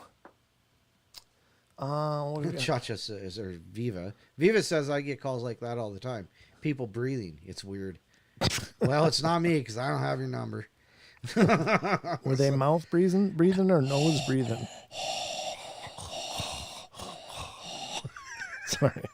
That just went all kinds of weird. I just got this weird thing. Let's do that. That just went all kinds of weird. Wow. But that's the portal, folks. That's true. how we roll here. I'm just looking how we doing. 58. 58 of you. Wow. Kind of trickled up and down. You love us. You really love us. Did you notice we got thumbs down? What else It's is been new? there for a while. What else is new? I just wanted to, highlight that fact that somebody cares enough to give us analytics. Who cares what it is? It's like, thanks for wasting your time. Talk to us, huh? Yeah, give us a reason why you think you suck. I mean, we suck. Give us a reason why we know you suck. Darth Vader. Darth Vader. Sorry. Okay. All right. Let me look. Why is this one still up? I'm pretty sure I covered all of these. I must have left that up. I didn't mean to. Okay, so these are some events that we're going to cover next are coming from listverse.com. Listverse.com. And this is some police experiences of the paranormal. And I like these because, again, I think police are trained observers. They generally are pretty good at gathering basic facts for the most part. I guess it depends on individuals, but for the most part, if a police says they saw this and they're able to give a description, it's pretty accurate for the most part. But let's see what these stories are. 10 paranormal events witnessed by police. And if you think about it, who would be more likely than most other people to experience some of the weirdness in this world? The police. That's who. Right, Don? That is correct. That is correct. So, let's get to this. This is number 10 is surveillance camera figure. This is a video. It is a video. I think I've seen this. This is from a news. Maybe we'll read it and then show the video because I think I'm familiar with this one. Yeah, cool. And it's a newscast, so it should be okay. Officer Carl Romero was spending relatively a quiet Saturday evening on duty at the Espanola police station in New Mexico in 2014, keeping an eye on the several surveillance cameras installed around the place. Things are going well until he spotted something strange on one of the cameras, pointed at the entryway to the station. Scrutinizing the visuals on camera, Romero initially thought that the bright white blob he was looking at must be an insect until he spied the legs below it. He realized that it was not. He was looking at what he could only describe as a ghostly figure. Since the entryway to the police station is blocked off of the gate and secured with an alarm system, Romero knew it could not be a human figure that was showing up on the footage. When he reported what he saw to his superiors the next day, most of them believed him. Some even came forward with their own scary experiences, saying that they often heard strange, unexplained noises in the building and had experienced weird sightings in the lobby as well. Romero relayed his story to KOAT-TV, saying that he believes in ghosts and thinks that the ghostly figure he saw may have something to do with the unsolved murders that have taken place in the area over the years. Let's check this out. Let's do this. Whoa. Wow, welcome to the show. They're tough guys, but some police officers saw something that freaked them out, and they captured it on camera. It's an image that some people say appears to be a ghost walking around the police station. Ooh, Nancy Lawson those has ghosts. the video and talked to the men who shot it.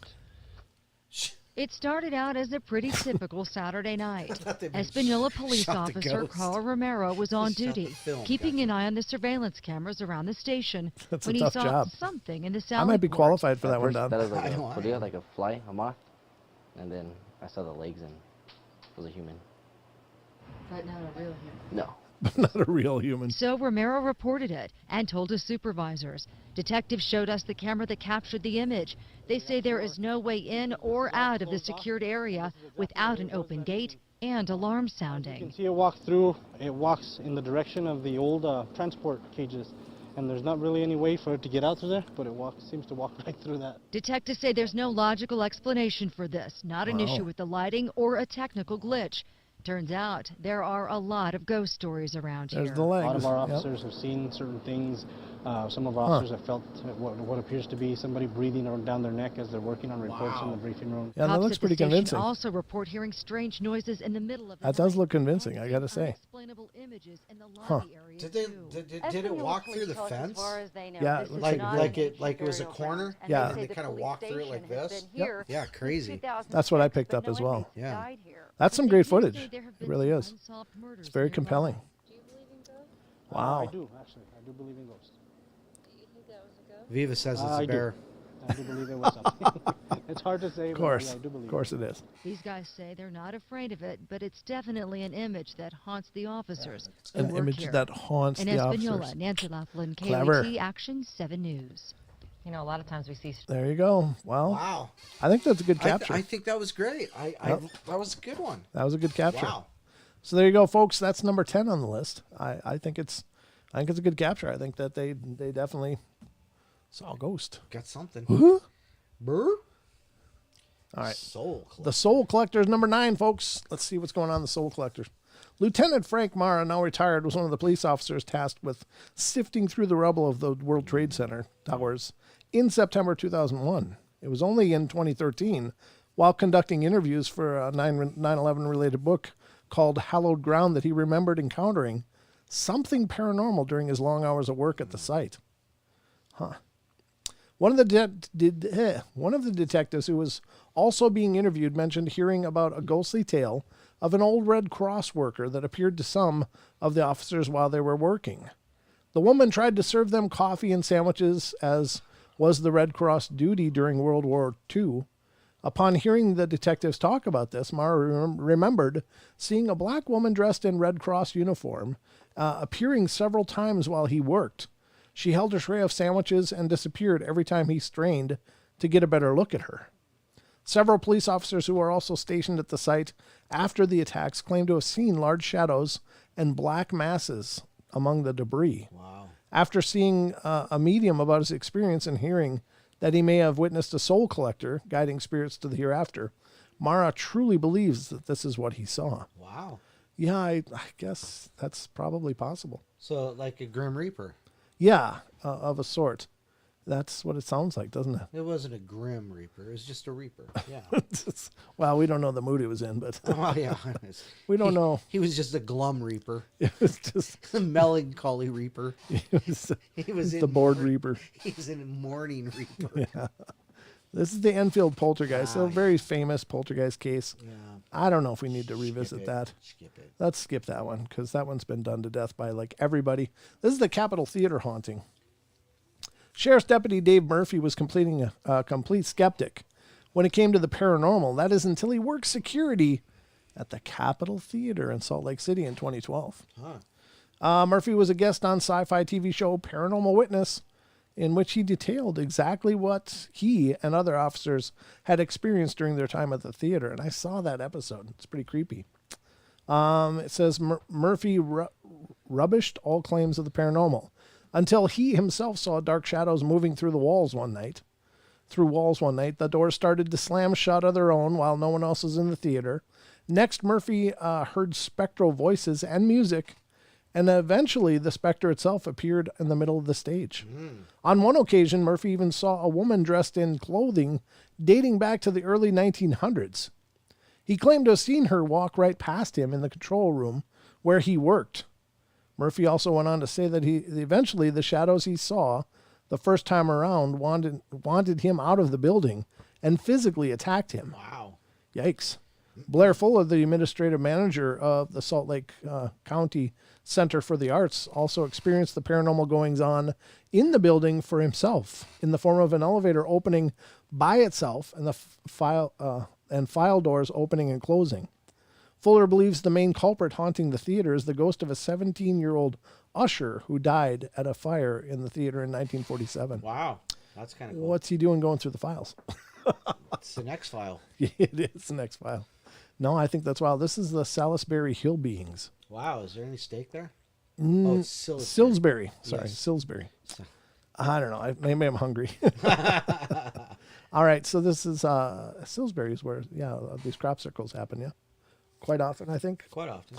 The unnamed off-duty police sergeant who was driving along a road near Silbury Hill in July 2009, when he saw what looked like 3 forensic officers dressed in white coveralls standing in a field staring at something on the ground. Stopping to investigate, he noticed that all 3 of the figures he was seeing were over 2 meters tall, 6 feet tall, and had blonde hair. Nordics, right now? Yeah. It says, while approaching them, he also heard what sounded like static electricity reverberating through the field. When the officers noticed him, they took to their heels and sprinted out of sight, faster than any human would be able to. According to the sergeant, the 3 beings were inspecting a crop circle that had appeared in the field a few days later. Well, that's interesting. So are the crop circles for them and not for us? Right? Yeah, it could be, signals to each other, yeah. To each other, yeah. Okay, this is the new plan. It's like this really in-depth, code that has to do with the geometric patterns. Right. I think that's a possibility. After experiencing further paranormal activity, the sergeant decided to contact UFO experts, which led to crop circle researchers Andrew Russell and Colin Andrews investigating the incident on behalf of the terrified officer. The Wiltshire Police Station had no comment on the sighting, stating that it was a personal matter because the sergeant was off duty at the time of the incident. Russell and Andrews, however, are convinced that the policemen saw something out of this world. Of course. Wow. Mysterious voice. In 2015, 25-year-old Jennifer Grosbeck was driving home with her 18-month-old toddler, Lily, when her car hit a cement barrier, crashed upside down in a river. A fisherman spotted the wreck in the water 14 hours later and immediately alerted the police. Officer Tyler Beddoes was one of the first to arrive to the scene, and when he spotted an arm through the window of the submerged car, he and 3 of his colleagues immediately jumped in the water to see if they could find survivors. At this point, all 4 of the men heard a woman's voice calling to them. Feeling extremely motivated by the chance to save a life, the men pushed themselves to get to the car, only to find that Jennifer Grosbeck was dead and had been for some time. Lily was hanging upside down, fortunately out of reach of the freezing water. The officers initially did not see her, but as soon as they were able to turn the car right side up, they saw the little girl and immediately got her out of the vehicle. Lily was unconscious, but her eyelids were fluttering, giving hope that she might make it out alive. She survived after being rushed to the hospital. The police officers don't know where the mysterious voices came from, but they credited it with motivating them to get in the water faster, which may have saved the baby's life. Wow. That's cool. Oh, this is one I'm familiar with, too. This is from one of those shows. Don Decker and the Devil. In 1983, inmate Don Decker was on compassionate leave to attend his grandfather's funeral and was staying with the family members in Stroudsburg, Pennsylvania. Decker was washing his hands in an upstairs bathroom one evening when he suddenly became dazed and fell to the floor. When he came downstairs after the incident, Bob Kiefer asked him what had happened to him, since he had deep scratches on his wrist. Decker told Kiefer about collapsing into the bathroom and claimed to have had a vision of an old man wearing what appeared to be a crown.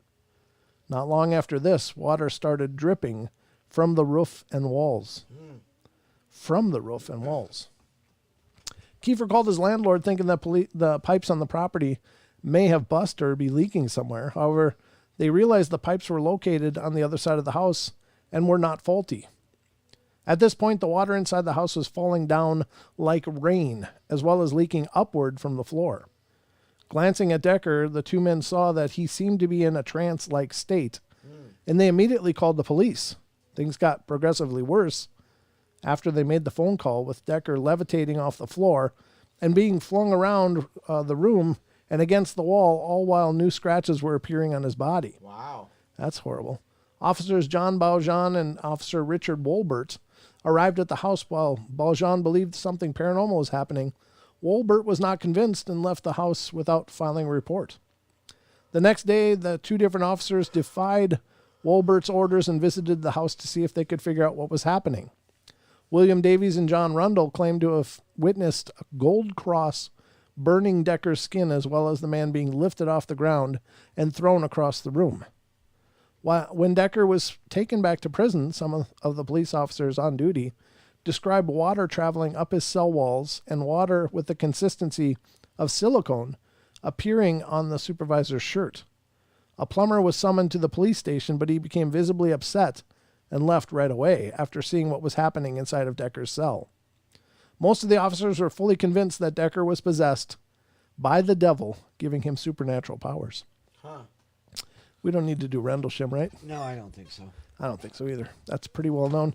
This is, I think, Zach Baggins bought this house, the Indiana Demon House. I think you're absolutely correct. Yep. And this is, some people allege this is an actual capture of a ghost in the window, but I think it's been debunked, but I'm not sure.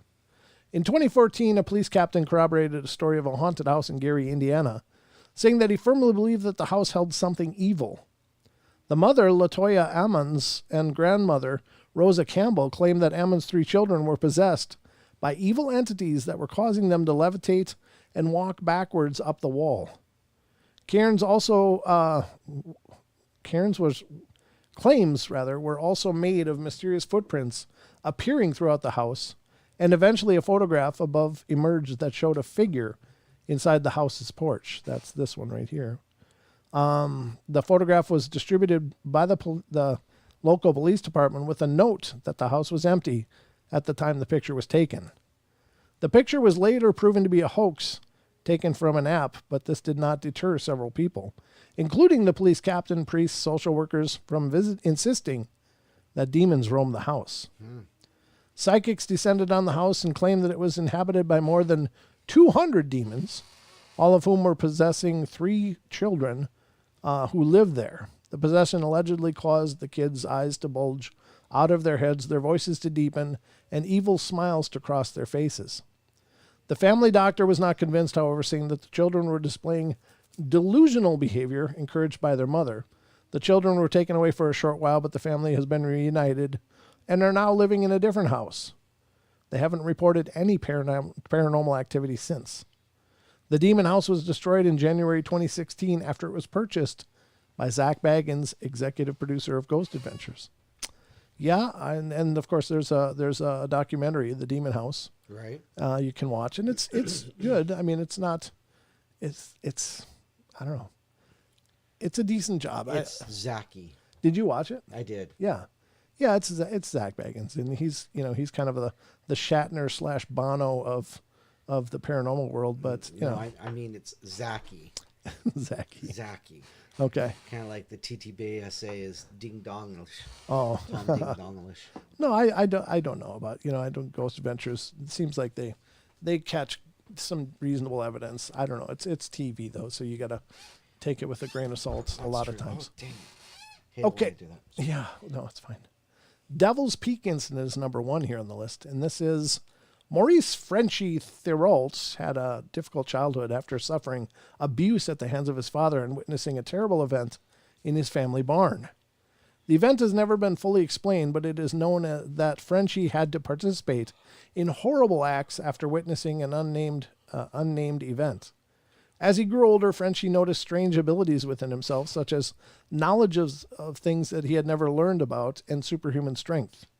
He was deterred from joining the army by his father, causing him to leave the house and eventually settle in Warren, Massachusetts.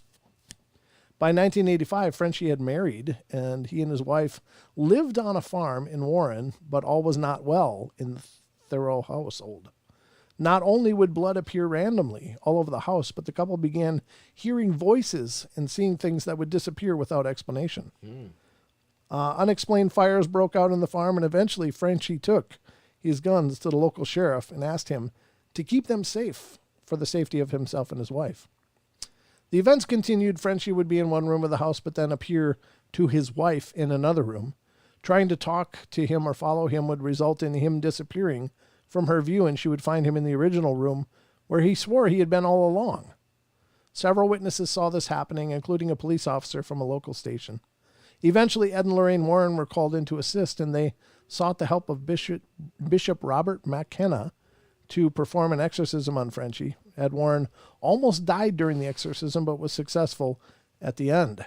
Frenchy's troubles continued, however, and he was eventually arrested for sexual abuse of a minor. Oh, what a mess. So here's the thing. So if he's a little kid forced to endure something horrible, witness something horrible, participate in something horrible, I mean, that would be enough to fracture somebody's personality, right? Right. Yep. So at that point, then, by location, if you've got two distinct personalities, I mean, could it be that he's just able to bilocate, whether consciously or subconsciously? Right. I don't know. That's creepy, though. Very creepy. Very tragic, very sad, very, very horrible, but it's the portal. What do you want, huh? This is what we do. It's what we do. It's what we do here, folks. Yes. I can't believe it, Don. Yes, it's been a solid 2 hours. Solid 2 hours, folks. I hope you've enjoyed the journey here tonight. I know I've enjoyed bringing it to you. Don, did you have fun? I did. I always have fun. Some days are just funner than others, and some days, well, they're funner than others. Well, I'm having funner every moment. Sweet. Stay tuned, folks. I'm going to be announcing some Twitch stuff in the next couple of days. I'm going to be starting to stream on Twitch here and there. I'm going to toy with it a little bit and check it out. But I'm excited to jump into that endeavor, and I'm excited for any of you that want to join me over there to do so. Pay attention to the YouTube probably and Facebook for any announcements of when I'm going to start that. I might start doing some test streams in the next day or two just to see how it works and all of that. But I'd love for you guys to be a part of it. So, Don, anything in closing? Nothing in closing other than Teespring. Teespring. Remember Teespring. The link is in the description. Get your gear there. Get your portal gear. You can have the coolest looking gear anywhere just by going to teespring.com/store/paranormal-portal. That's correct. And you, too, could be the proud owner of some sexy shirts and hats and stuff, masks. Stuff masks, yes. Yeah, there's stuff there. There's mugs. There's stickers. There's more than you could shake a stick at unless you got a big stick. And then maybe you could shake it at it. Oh, boy. I'm all out of gas, folks. Oh, boy. That's going to wrap it up for us here, guys. Thank you to all of you who are here in the chat room hanging out with us. We love you all. Of course, you know that. Love, love, love. Love, love, love. And I hope you guys are having a great night. And I will be back tomorrow night with the Night Terrors. So I hope you'll enjoy it and join me. And is that it, Don? That's it. That's all I got. Okay, that's going to wrap it up, folks. Have a great night. Sleep tight, sweet dreams. And I'll talk to you guys tomorrow. Love you all. Be good, be kind, be nice. Take care of each other. Help each other out. Find the magic in every day. And remember to laugh as much as you can. Love you guys. Have a great night. And I'll talk to you soon. Good night. Cue the credits.